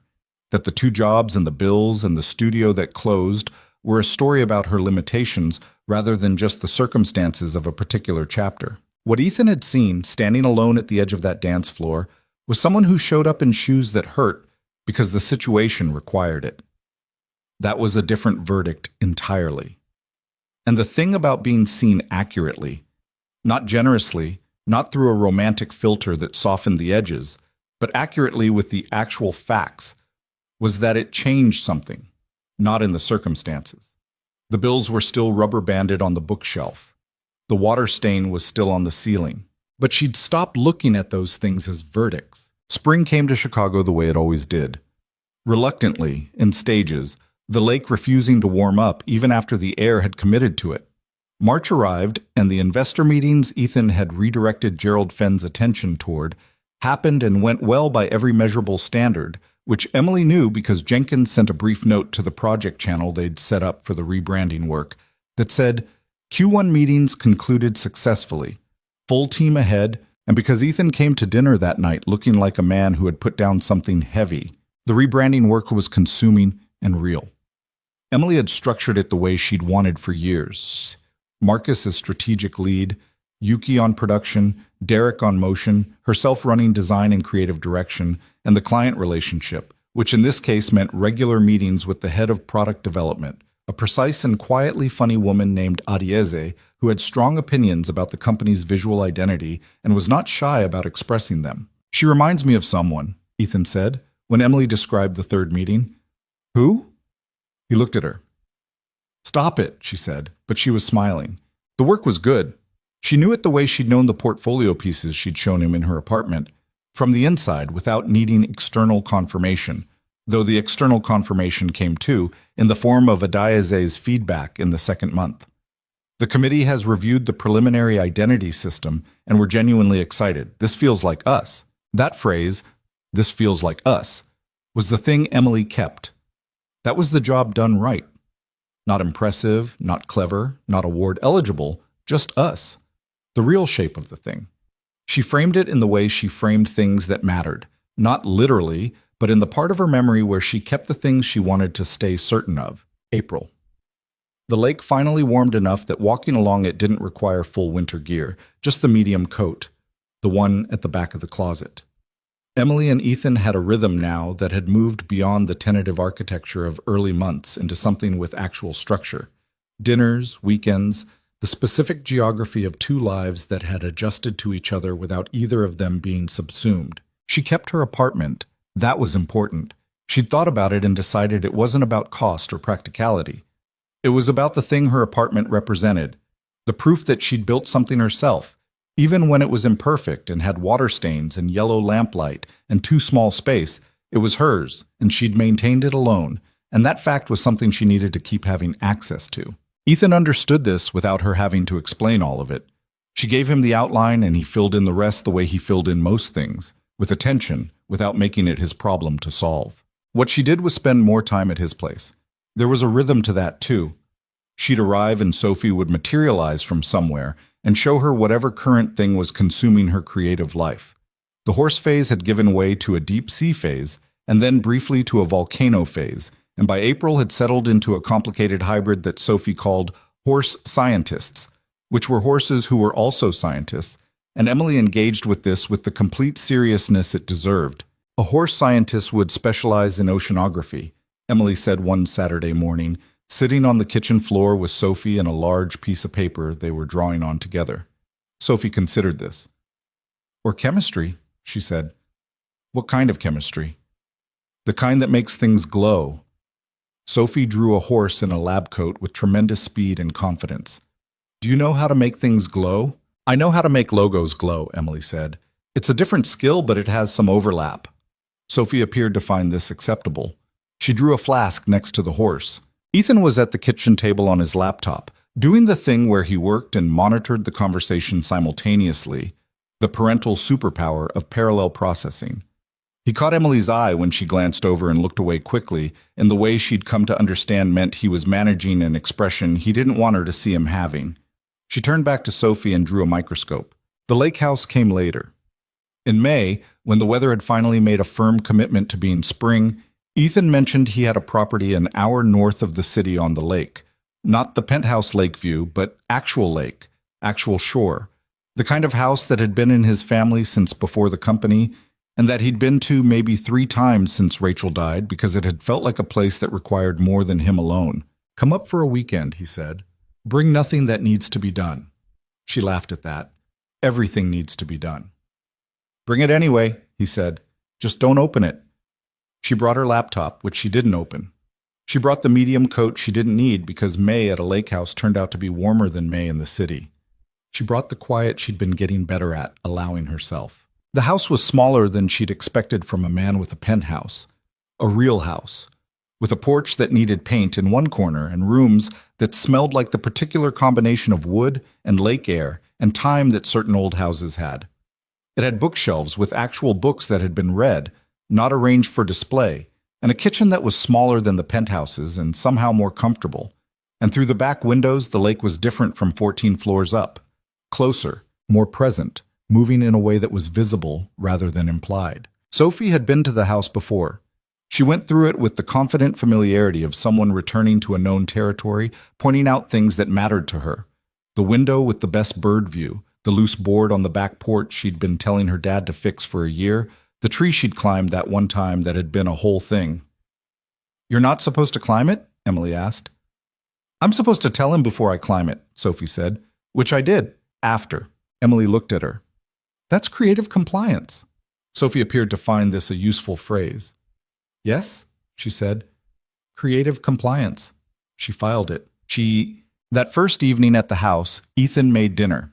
Real dinner, not Clara's instructions, just the things he knew how to make, which turned out to be a limited but reliable list. And they ate on the porch with the lake making its consistent sound, and the May light going long and golden over the water.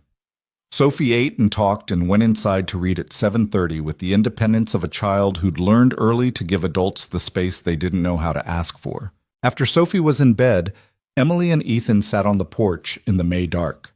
The string lights he'd put up along the railing cast everything in a low amber that reminded her faintly of her yellow lamp at home.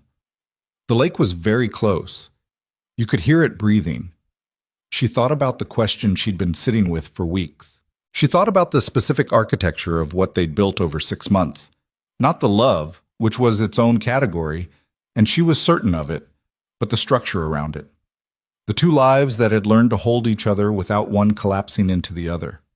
The way she'd kept her apartment and her business name and her Sunday mornings and her independence, and the way he'd kept his careful directness and his inability to perform things he didn't feel, and his keys on the hook by the door, and the way those things hadn't become obstacles between them, but instead were the actual material of what they were. She thought about what she wanted next, not what was safe, not what was strategic, the actual want, the one she'd been learning to stop being ashamed of.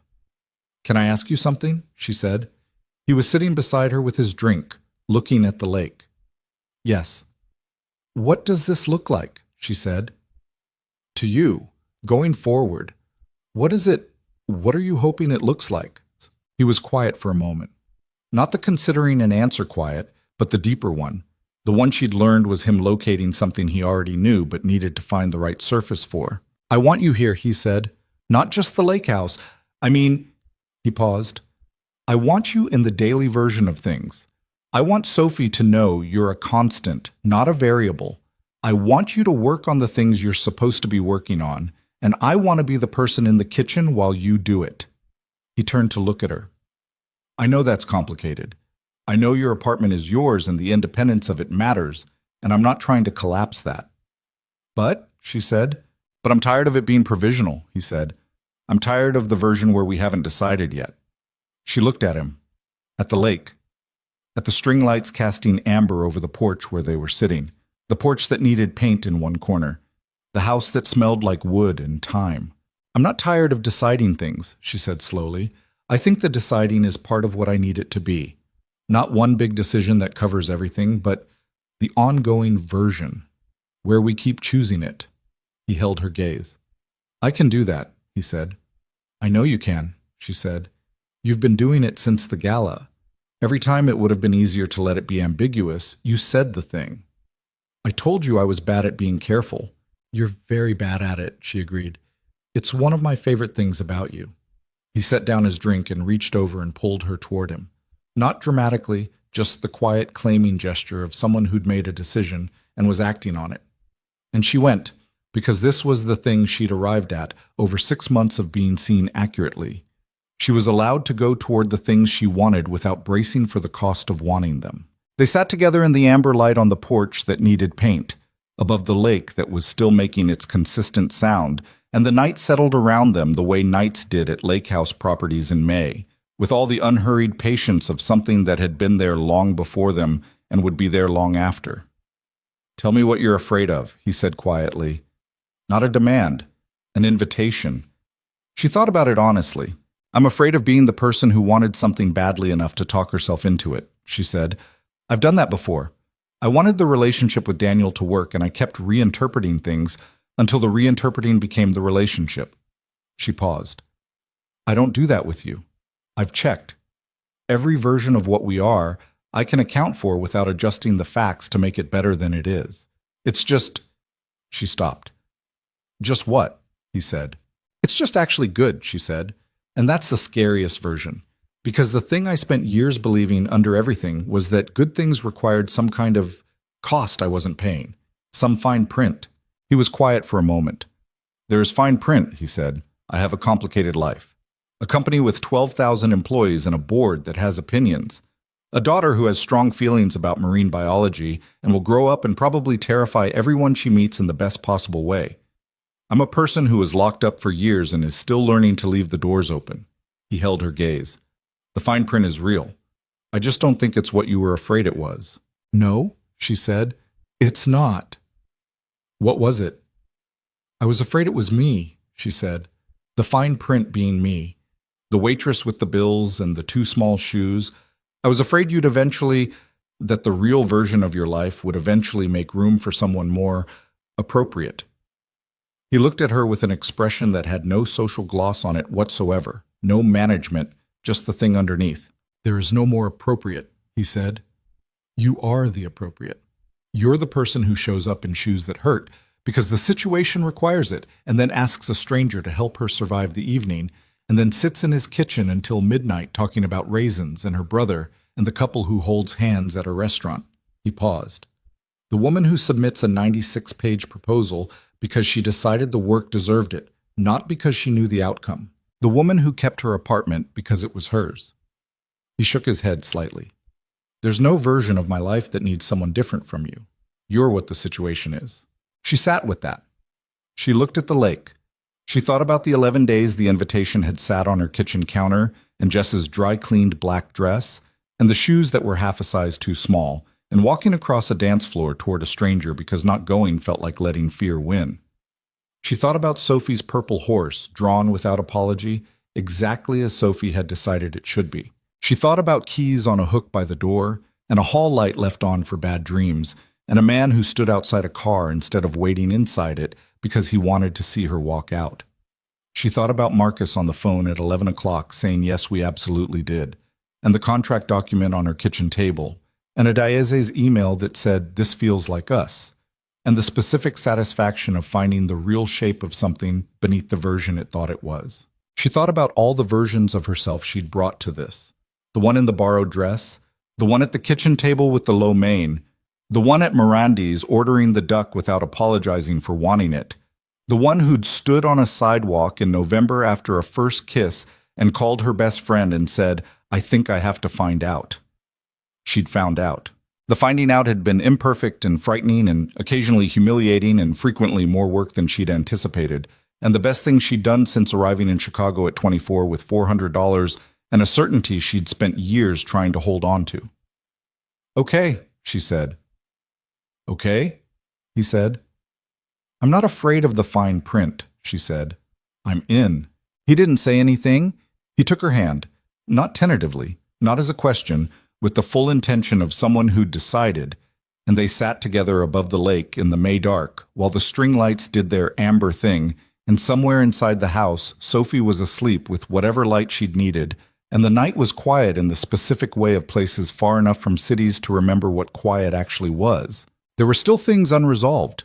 There would always be things unresolved, because that was the actual nature of things, and anyone telling you otherwise was omitting a chapter. The board would have opinions about the March numbers, and Jenkins would continue to manage the things Ethan delegated, and the comment sections would periodically re-engage, and Emily's two jobs would narrow to one, and then to her own work as the Callaway contract moved forward. And Marcus threatened to move back to full-time collaborating, and she hadn't told him yes yet, but she would. Ryan would text her at 11 p.m. with things their mother couldn't know, and she'd make the decision in the dark the way she always did.